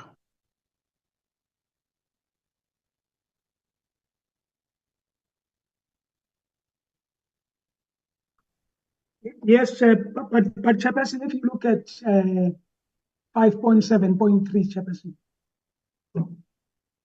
I'm not sure if that assists, Chairperson.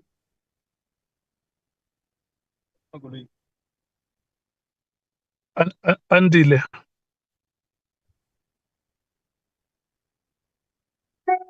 Chair, it's Nhlanhla. Honorable Nhlanhla. Thank you very much. I don't think Mr. Tetjane is understanding well both your input and the input of Honorable Nomvalo. I agree with what he said first of trying to make a particular distinction between legal representation and legal assistance. But the intervention that you are making, Chair, is that for a lay person, it might be understood from our own end. But for a lay person, they may misinterpret the first sentence of the paragraph. Now, given the fact that we have got 5.7.3, 5.7.2 that are actually explanatory to the roles the legal assistance will be doing in the inquiry. So I think the proposal, Mr. Tikiana, is that maybe it's not wrong. The proposal is not saying it's wrong, but maybe it's unnecessary for this purpose. So if the proposal from the chair is that can we start with the witnesses will be allowed to have their own legal assistance, because the below provisions are actually detailing what those legal practitioners will be doing in the inquiry. Thank you very much, Chair. Okay. Look, honorable members, I don't think that we need to debate this matter further. It just have to be recoined the way we say it must be, so that it becomes very clear to ordinary citizen who may not have the exposure that we ourselves sitting here have. Understand what it means that they have a right to seek legal assistance at their own cost, but they must know that there is no legal representative who can come and present before the committee on their behalf.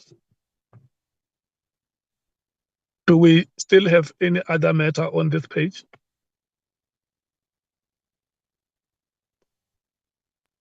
No, Chair.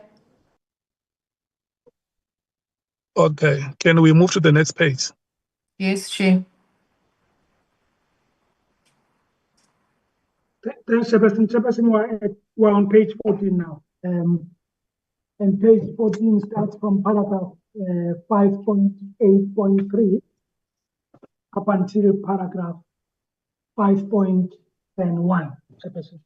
So we're still, Chairperson, dealing with the format of the inquiry. Okay. Can we check the ANC? The ANC has no input on this page, Chairperson. Thank you. The MKP? No issues detected, Chair. The DA? It's fine, thank you, Chair. The EFF? We fine, thank you, Chair. The PA? We're fine, thank you. The IFP? No, we're fine, Chair. NSA? We're fine, thank you, Chair. Let's move to the next page. Andile. Yes, Chairperson? Can we move to the next page? Yes, Chairperson. The next page is page 15, Chairperson. And it starts from paragraph 5.10.2 up until paragraph 6.5, Chairperson. And Chairperson, I think 3 provisions still deal with the format of the inquiry, and then the others deal with public participation and transparency. Thanks, Chairperson. Okay. ANC? No issues from the ANC, Chair. MKP? No issues, Chairperson. DA? No issues, Chair. EFF? Chair, yes, we do on 6.3, where it says meetings whenever possible. I don't think it's necessary to put that whenever possible, because what would make it impossible for us to broadcast the committee? So it leaves it open for, yes, let's remove that, please, Chair. Thanks. Agreed. The IFP? Yes, agreed. The PA? Agreed. The Action SA? We're fine, thank you, Chair. Thank you so much. Next page, Andile.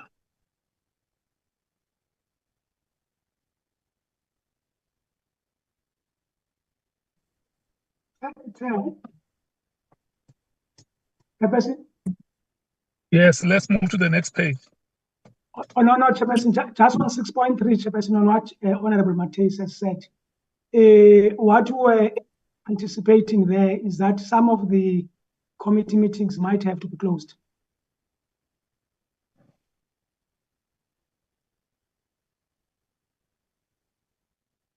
Hello, Andile. Not shall we, I'm just saying, Chair, by saying whenever possible. What we're envisaging was that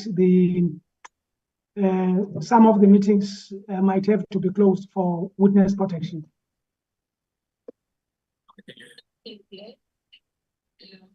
Honorable Matthijs.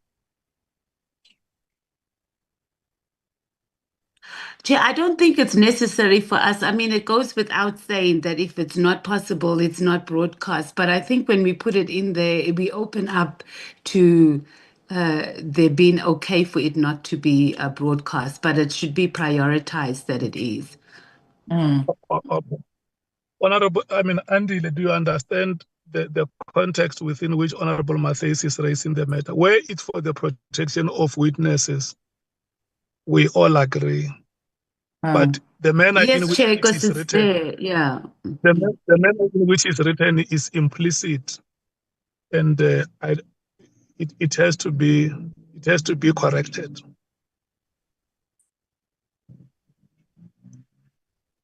Okay, Chairperson, we've already deleted. Chairperson, if I may. Yes, Honorable Barnard. Chair, if I may just correct the English, it's not broadcasted, it's broadcast. Whenever possible, broadcast yes, on. correct. Indeed. Thank you very much. Yeah, but we don't agree with whenever possible.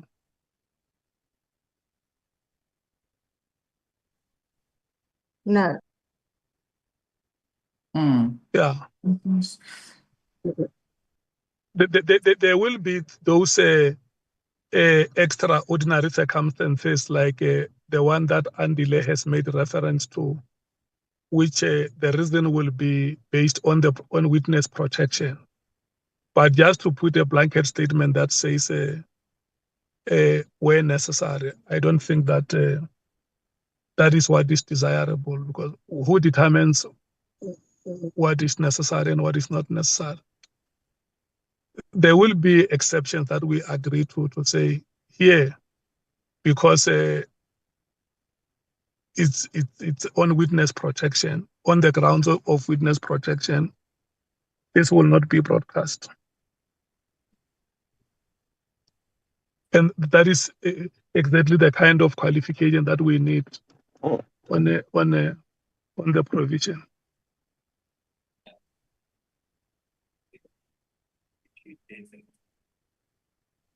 Do you have it, Andile? Yeah, Chairperson, you remember you said we must remove whenever possible, and that's exactly what we did. It appears like you are very far from the microphone now. Okay, sorry, Chairperson. I'm saying, Chairperson, the proposal from Honorable Matthijs was that we should remove whenever possible. And that's exactly what we have done, Chairperson. Thank you so much. Fine.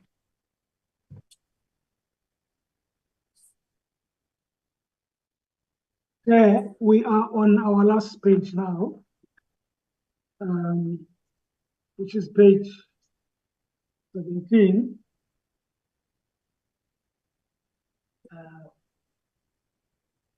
16, sorry, sir, page 16. And it starts from paragraph 6.6 up until paragraph 9.1. Thanks, Chairperson. ANC. Thank you very much, Honorable Chairperson. Chairperson, just one issue on paragraph, now I can't find the paragraph, but it's a paragraph that refers to hybrid meetings. I don't seem to remember this in the meeting, Chair. I think there was a vehement opposition to us having virtual meetings. And I'm not sure what kind of situation would arise where people who are witnesses and unable to physically attend meetings would arise.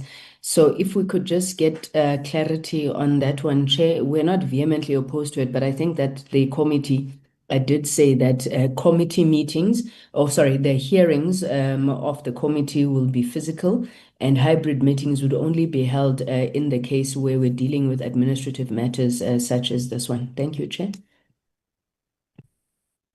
Can I come in, Chairperson? Wait until Honorable Sangweni, you suggest that hybrid meetings must be removed.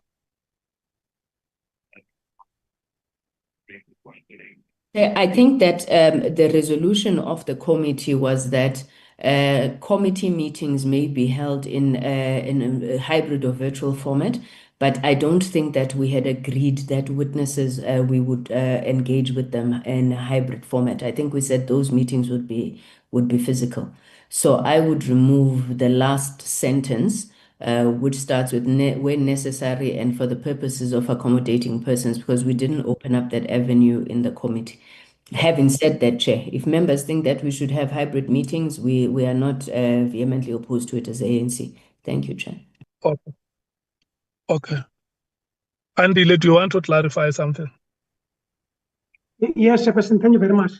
Chairperson, if you look at the second sentence, which Honorable Sangweni is referring to, it says, where necessary and for purposes of accommodating persons who are witnesses and who are unable to physically attend meetings, hybrid meetings will be held. So in other words, Chairperson, the committee would still be sitting in one venue, but then you've got people, for instance, witnesses who are in witness protection, Chairperson, who can't come here due to security reasons.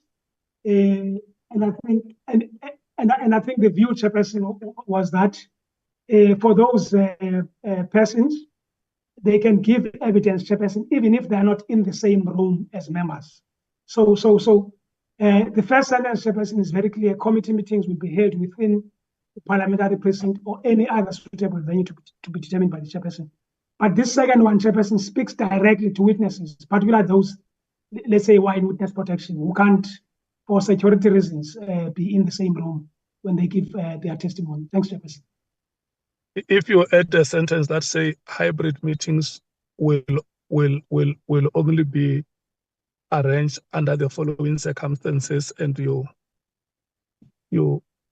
put them, is it a problem? Thank you, colleagues.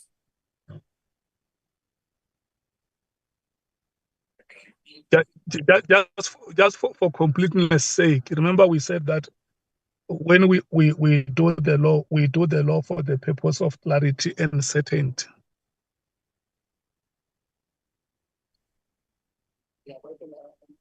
MKP?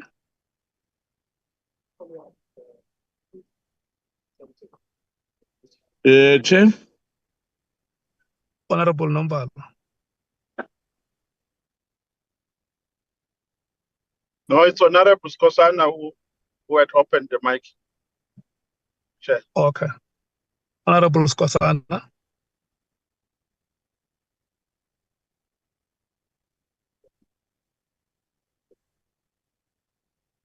Okay. DA? Yeah, no, Chair. I thought Honorable Skosana will come. No, with the clarification that has been given by the legal team, we don't have issues. Safe to say that we must emphasize that committee meetings, or we can sit virtually or hybrid in the event of committee meetings where we deal with housekeeping issues. But for interviewing witnesses, I mean, they must be physical, Chairperson, except under exceptional circumstances, like the circumstance that has been mentioned by the legal, by Andile. Thank you very much. So you agree that hybrid meetings must be clarified that it can happen under exceptional circumstances? Yes, Chairperson. Which the committee may determine. Yes, Chairperson. Thank you so much. 100%. Thank you. DA? Yes, with that, I think it absolutely is perfect. Thank you. Allowing for essential meetings to be carried out hybridly. Thank you. Thank you. Thank you so much. EFF. Chair, I think it must say that the hearings will be held in public, and there will not be any virtual hearings. That should be the statement. And then upon application to the chairperson, that for whatever reason, the committee will then consider if indeed this matter cannot be heard in public, in physical sitting. Because we must encourage the physical sitting. So it must not come across as if it gives an easy way out of not appearing physically. It must be the emphasis, whatever you write, the emphasis should be the hearings are going to be held in public and witnesses are going to be expected to appear in public, physical. Unless a special application is made to the chairperson for the consideration of the committee, then the committee will determine if that application is correct or not. Because if we put it as if we've got two options here, you can choose whether you want to come or not. Everybody must, the spirit of this must be that you have to come. And then if there are compelling circumstances, those will be brought to attention and we'll take a decision at that time. Okay. The IFP. Chair, I think I agree with the notion that we should actually compel people to come physically. Because remember, when we discussed this point previously, it was like we were trying to avoid a situation where we would be talking to a witness when a witness is actually having someone behind him or her talking to us. So we wanted them to appear physically. Of course, there will be those circumstances where perhaps the witness would not be able to come. Then let the chairperson actually look into that matter and bring it before the committee to actually decide. I agree with the Honorable Malema. The PA. We agree with Honorable Malema. The Action SA. We support the view of the EFF. Thank you, Chair. Okay. Have you recorded it already, Andile? That is the majority view of the meeting, that emphasis must be made on physical appearance. So the primary statement there must be that the meetings of the committee will be physical. Yes, Chairperson, if you look at 7.1, we've already made those changes, and we would be happy if members could tell us whether they are happy with what has been Correct. changed. Yeah. Okay. Was this the last matter on this page? Yes, Chairperson. Yeah. But I made a mistake, Chairperson, and I said this was the last page. It's not the last page. Sorry for that. Yes.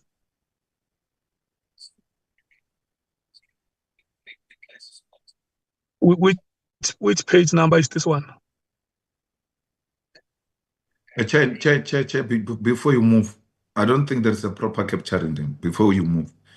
It says persons who are witnesses on written application to the chairperson, those witnesses who are unable to physically attend meeting will be accommodated by attending the meeting virtually. Hybrid meetings. Also, that's the wrong caption.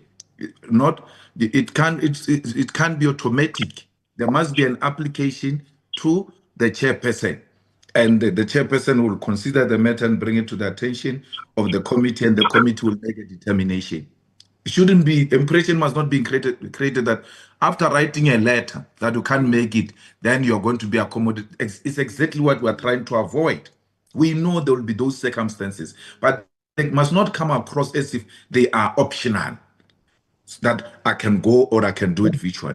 The chair receives application, considers it, and then brings it to the attention of the committee. The committee takes a decision, and that decision gets to be communicated to the witness that no, I agreed with you, and then you'll attend this matter, virtual. It's not automatic that upon writing to the chairperson, you are going to be taken to a virtual hearing. And even the part that says unable to attend, it must be due to exceptional circumstances.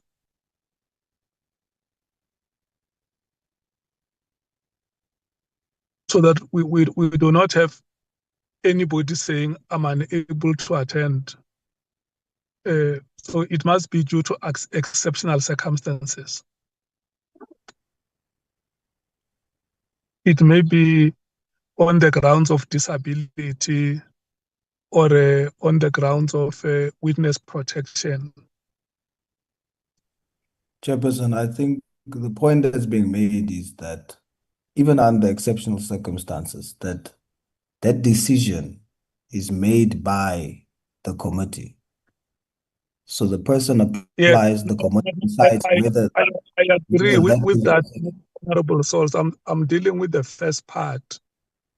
The part that you are on is the latter part that deals with the application, which the committee will make a determination. I'm saying the first part must not be open to everybody. A person who wants to make an application, a person who is unable to attend, it must be under exceptional circumstances. So that you don't have anybody taking advantage and writing to the committee without any exceptional circumstances that makes him to write to the committee. I hear you, Chairperson. What I'm saying is, what I'm understanding, the emphasis should be on that even someone who believes that they have exceptional circumstances must not read into the statement that they decide that that's exceptional circumstances. They must feel the obligation is for them to attend physically. They must ask, and it shall be determined whether that is exceptional or not. So the wording must be stressed that you must attend physically. And then the committee will decide whether your situation is exceptional enough for you not to attend, but it's not optional for you. That point is undisputable, Honorable Son. I 100% agree with you. Honorable Malema. Maybe let's try again. Persons who are witnesses on a written application to the chairperson and on approval by the committee, to those witnesses who are unable to physically attend may be accommodated by attending the meeting virtually. So I think we want to say persons who are witnesses and are unable to attend due to exceptional circumstances will make an application to the chairperson, and on approval of the committee, those witnesses who are unable to physically attend meetings may be accommodated by attending the meeting virtually. Yes, thanks, Chair. May be granted permission. Yes. Yeah. Are you happy with the reformulation, Honorable Souls? Yes, I am, Chair. Thank you. Action SA, are you happy with the reformulation? Yes, Chair. Thank you. ANC? Yes, Chairperson, you may just need to clean up the language, but yeah, sorry, it just keeps moving now. Yeah, no, we're happy with the Chair. Thank you. MKP? Happy, Chairperson. DA? Yes, thank you. It's fine. IFP? It's okay, Honorable Chairperson. Thank you so much, honorable members. Andile, can we move? Thanks, Chairperson. Chairperson, We're on page 17 now, Chairperson, which is the last page of this document. And it starts from paragraph 9.1 up until paragraph 9.4. Thanks, Chairperson. Let's go back to the rotation, ANC. Chairperson, we have no comment on the last page of the terms of reference, and the ANC moves for adoption of the terms of reference with the amendments that have been made. Thank you, Chair. MKP. Go, Chair. Out of MKP. Yeah, no, we're satisfied, Chairperson. DA. Yes, it's fine now. Thank you, Chair. EFF. So the chair forgets that she's not a chair of this committee and already moving for the adoption. Out of order, Chair.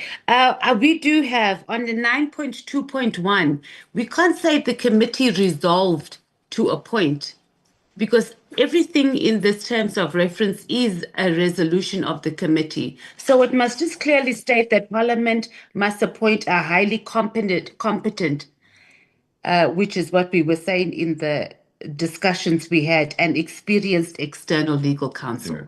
And that's it. But we must put in the word what type of legal counsel, because next minute Parliament will bring us someone that has just graduated from TEFLOP or something. Thank you, Chair. Honorable Matthias, let's not debate the appointment. Let's agree with the reformulation that you are fine, but we must put competent. That external. Thank you. Yeah. Thank you. Chair, Chair, while we're still there, can I come in? Honorable Malema, yes. I think, I don't know if you don't agree, I have no problem, but I think we ought to be very specific that the legal expert must be a senior counsel. Yes, that we're not involved in procurement and all of that, but as a principle to accommodate what Honorable Matthias says, because the next thing we just say legal expert, and then we're exposed to some problems that we did not deal with from the beginning. We say the senior counsel will be appointed, blah, blah, blah, blah, but there must be something that says senior counsel that deals with this aspect. Thanks. Okay. Can I check if the reformulation is supported? ANC. We're fine, Chairperson. Thank you very much. MKP. We are okay, Chairperson. DA. Yes, it's fine. Thank you. IFP. It's fine, Honorable Chairperson. The PA. We agree with formulating the sentence. Action SA. We agree. Thank you, Chair. Thank you so much.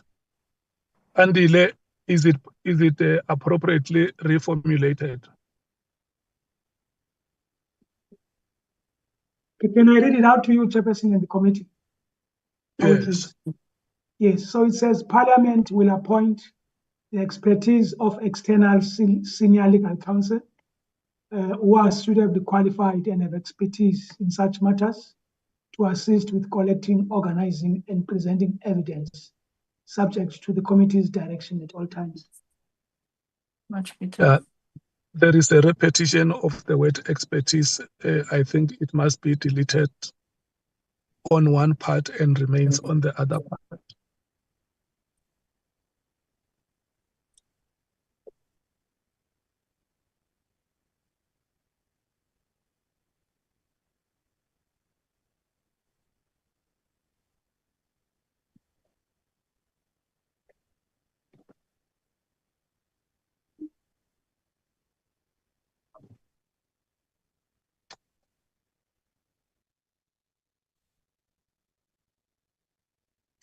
Chairperson, can I come in? Yeah, Yes, yes. Yes, Chairperson. Just my concern, Chairperson, is that I know for a fact Honorable Malema is correct that we had agreed that we must have senior counsel on board, which is exactly what we will do, Chairperson. But I'm worried about the fact that senior counsel will have a senior junior or a junior. And the way it reads now here, it says external senior legal counsel who are suitably qualified, as if the entire team will be a team of senior counsel. So we'll just play around with the wording, Chairperson. It's just that we don't want a situation where when senior counsel brings a junior or two, then members say to us, no, we said the only legal practitioner we want is senior counsel.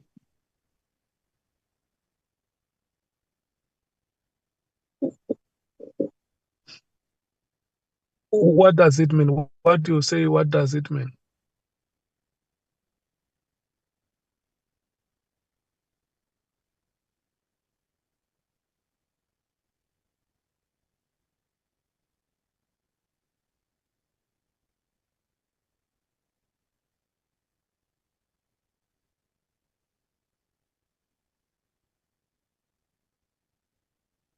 Andile?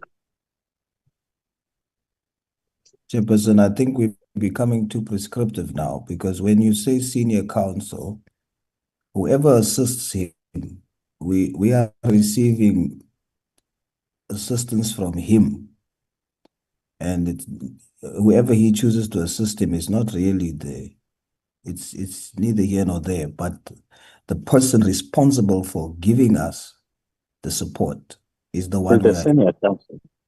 Is the senior counsel. So if we're now going to add words to specify that the juniors will also be there, it's just overcomplicating. I think the initial one was just fine. It was direct, concise, and simple. Okay. It has been adopted as such, Honorable Souls. Can we check if there is still any other matter on this page? Yes, Chairperson, from my side. Honorable Souls. Just for reference, it's a small matter, but the table of contents would say that the last page for resources is on 18, but it actually ends on 17. Yeah. That is a correction that will be made. I suggest that you move that it must be corrected.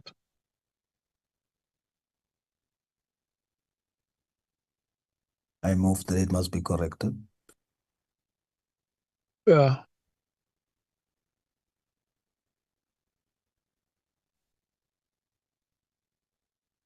Okay.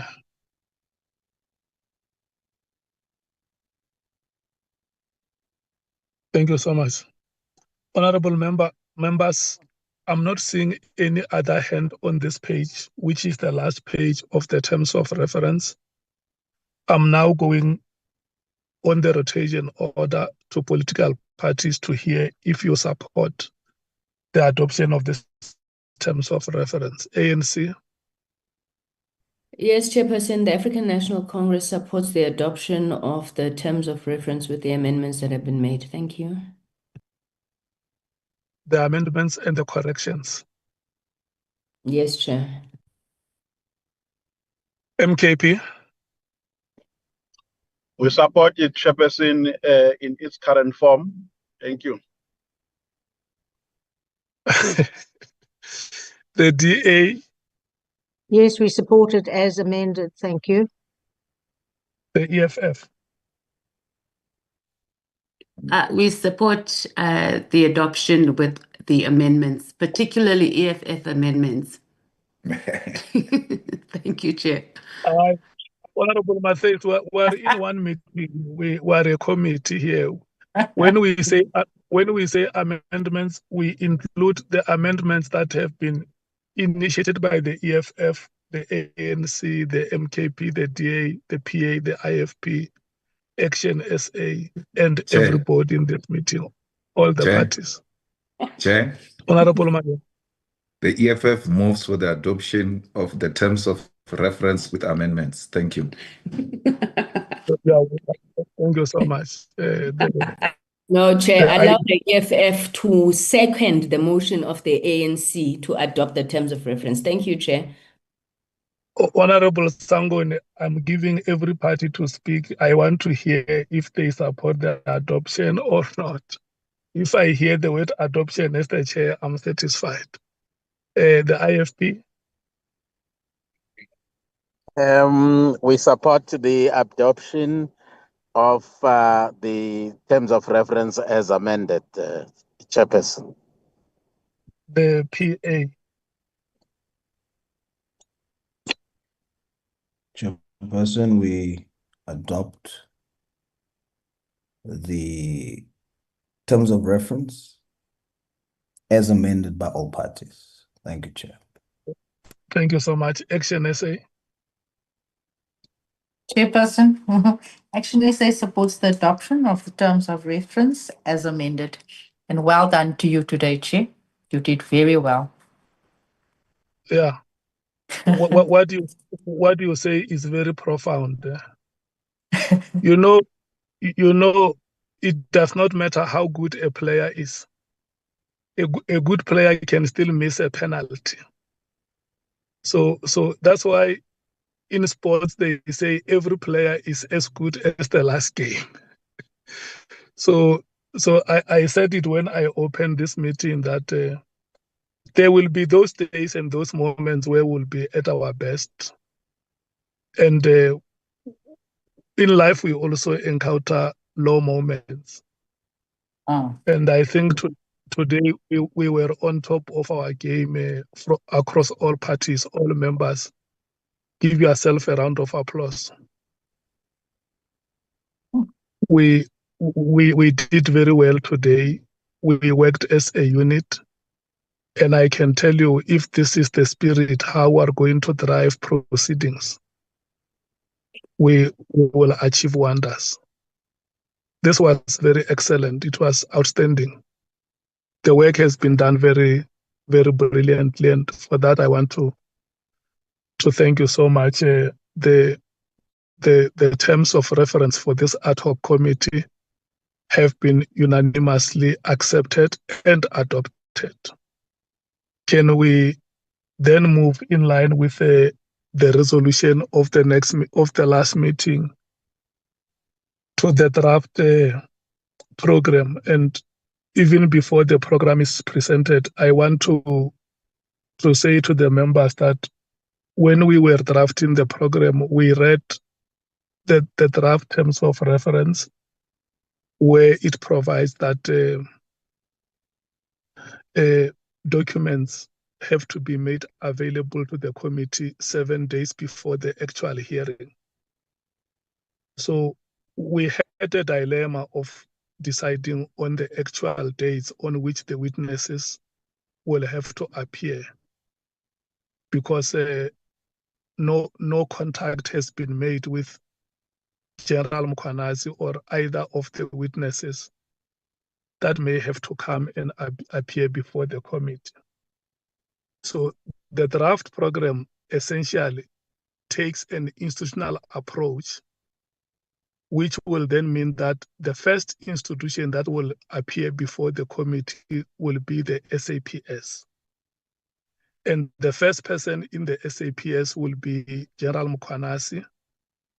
And then there are other four, which is General Masemola, who is the accounting head, the minister who was there, Minister Mkhunu, and the deputy commissioner, who was there, Commissioner Sibiya. And then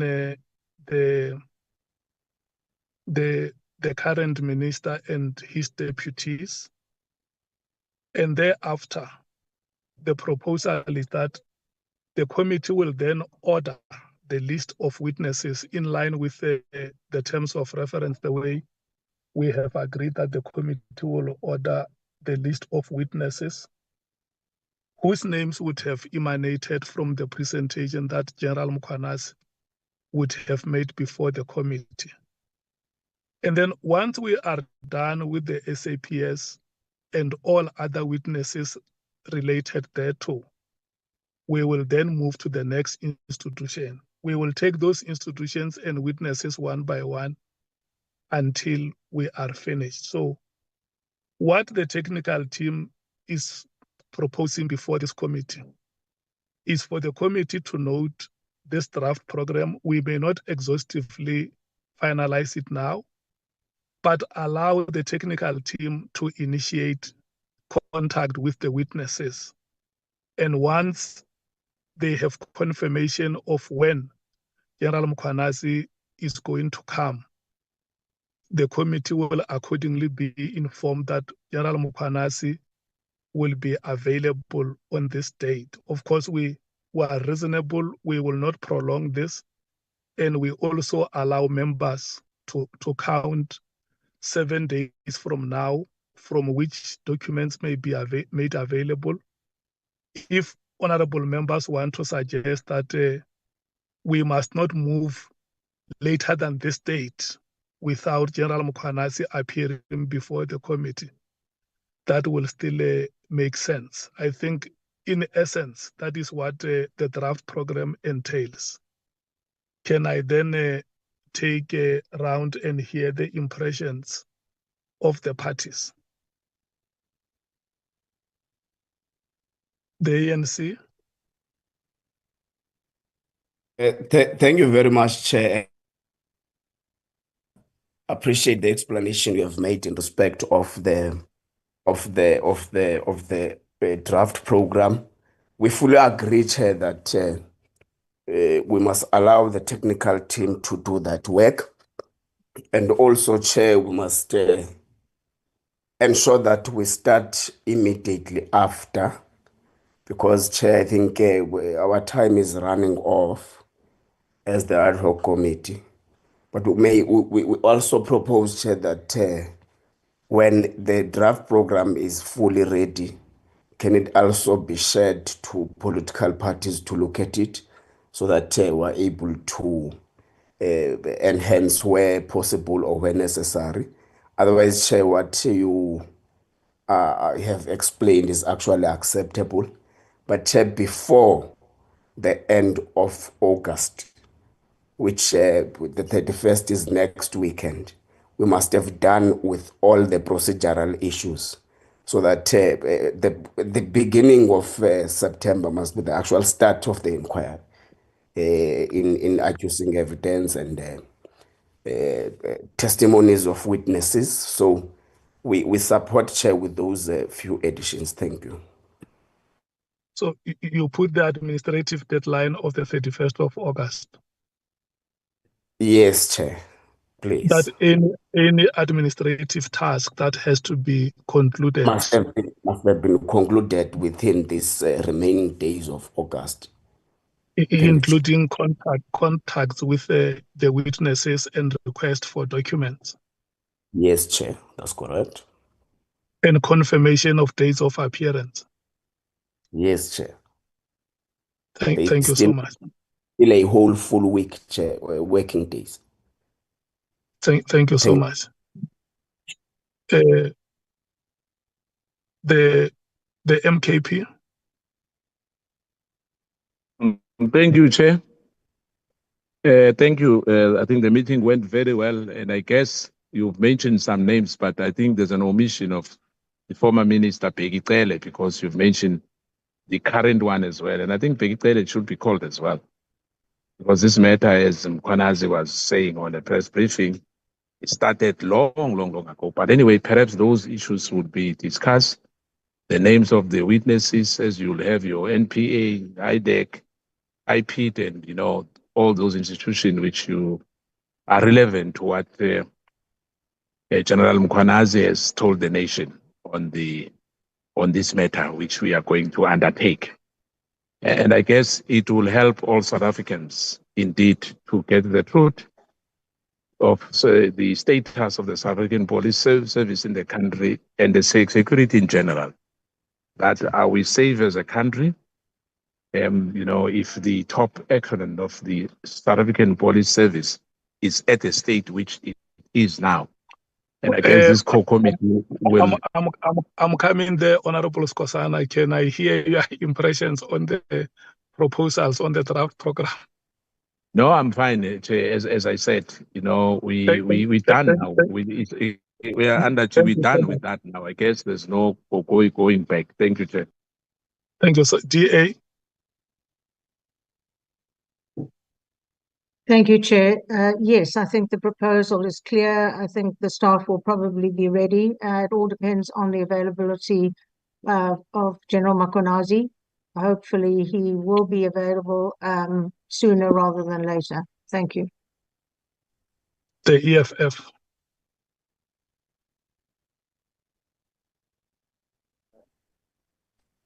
Yes, we are fine. Thank you, Chair. The IFP. We are fine. Thank you, Chairperson. The PA. We're fine. Thank you, Chair. Action SA. The proposal is supported, Chair, and also to share the draft program with us just for further input, as Mr. Bekitseli definitely needs to be on there. Thank you. Okay, Andile, you hear that the name of the former minister Peggy Cele has been added to the list. He's no longer in office. Of course, the committee is putting the name there. We will come, and once we have listened to those that are there, or that the manner in which Peggy Cele and other witnesses will be appearing before the committee. Honorable members, before I call the meeting off, I want to request you that we carry the responsibility to make the...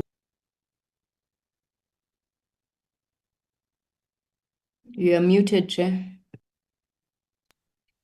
No, thank you so much for reminding me. I was saying that Andile must add the name of Peggy Cele to the list. And then the committee, after listening to the witnesses, the top echelon of the SAPS will then determine how those witnesses are going to be appearing before it. That we carry the responsibility to make the work of this committee to assist.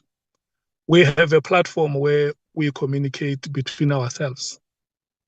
If there is any suggestion or any advice that can help the committee to do its work with ease and expeditiously, honorable members are always invited to make such suggestions.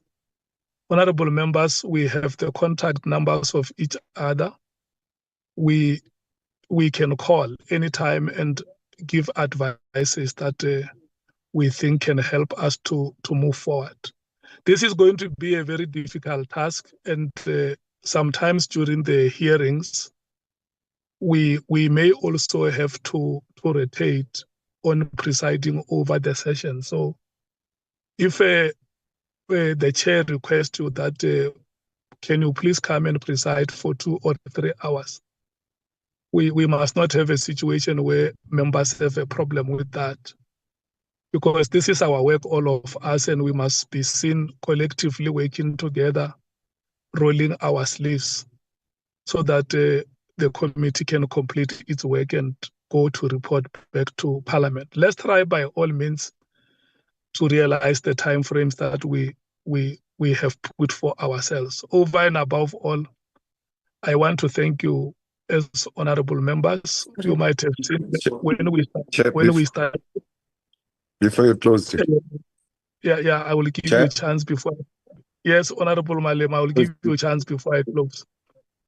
There has been a run around, but we eventually found each other and got focused to the work that we must do as the committee. The technical team, thank you so much. We are here because of the efforts that you have made, and at some times it has been very difficult on your part, but the determination and the courage that you have shown help this committee to be where it is now. Honorable Malem. Okay, I was saying, please, in the consideration of the program, we must try by all means to avoid Mondays, because Mondays, as you know, they are constituency days, and it is going to complicate our life. Thanks. That is a valid point, Honorable Member. Chief Whip.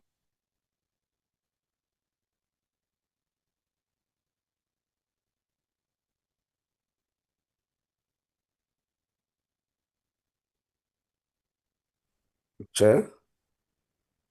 Hello? No, the chief whip is still held up a little bit, but I think we are in full agreement with the proposition by Honorable Malema that we're in a constituency period already, so Mondays are quite hectic. That's why we had an on and off in the last meeting that was held on a Monday. So an actual agreement, Chair. Thanks. Okay. Honorable members, we have come to the end of the meeting. I want to thank you so much. Enjoy the weekend. God bless you. Thank you. You should too. Thank you, Chair. Bye, everyone. Please don't go to them there, Chair. Bye-bye. Thank you, Honorable Chair and colleagues.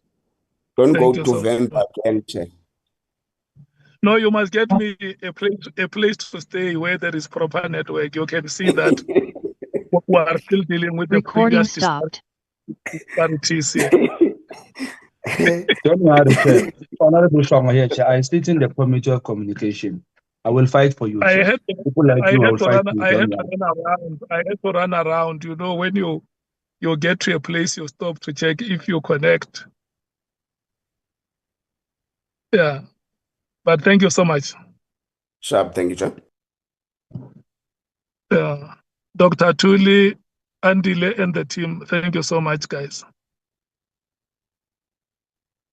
Thank you so much, Chairperson.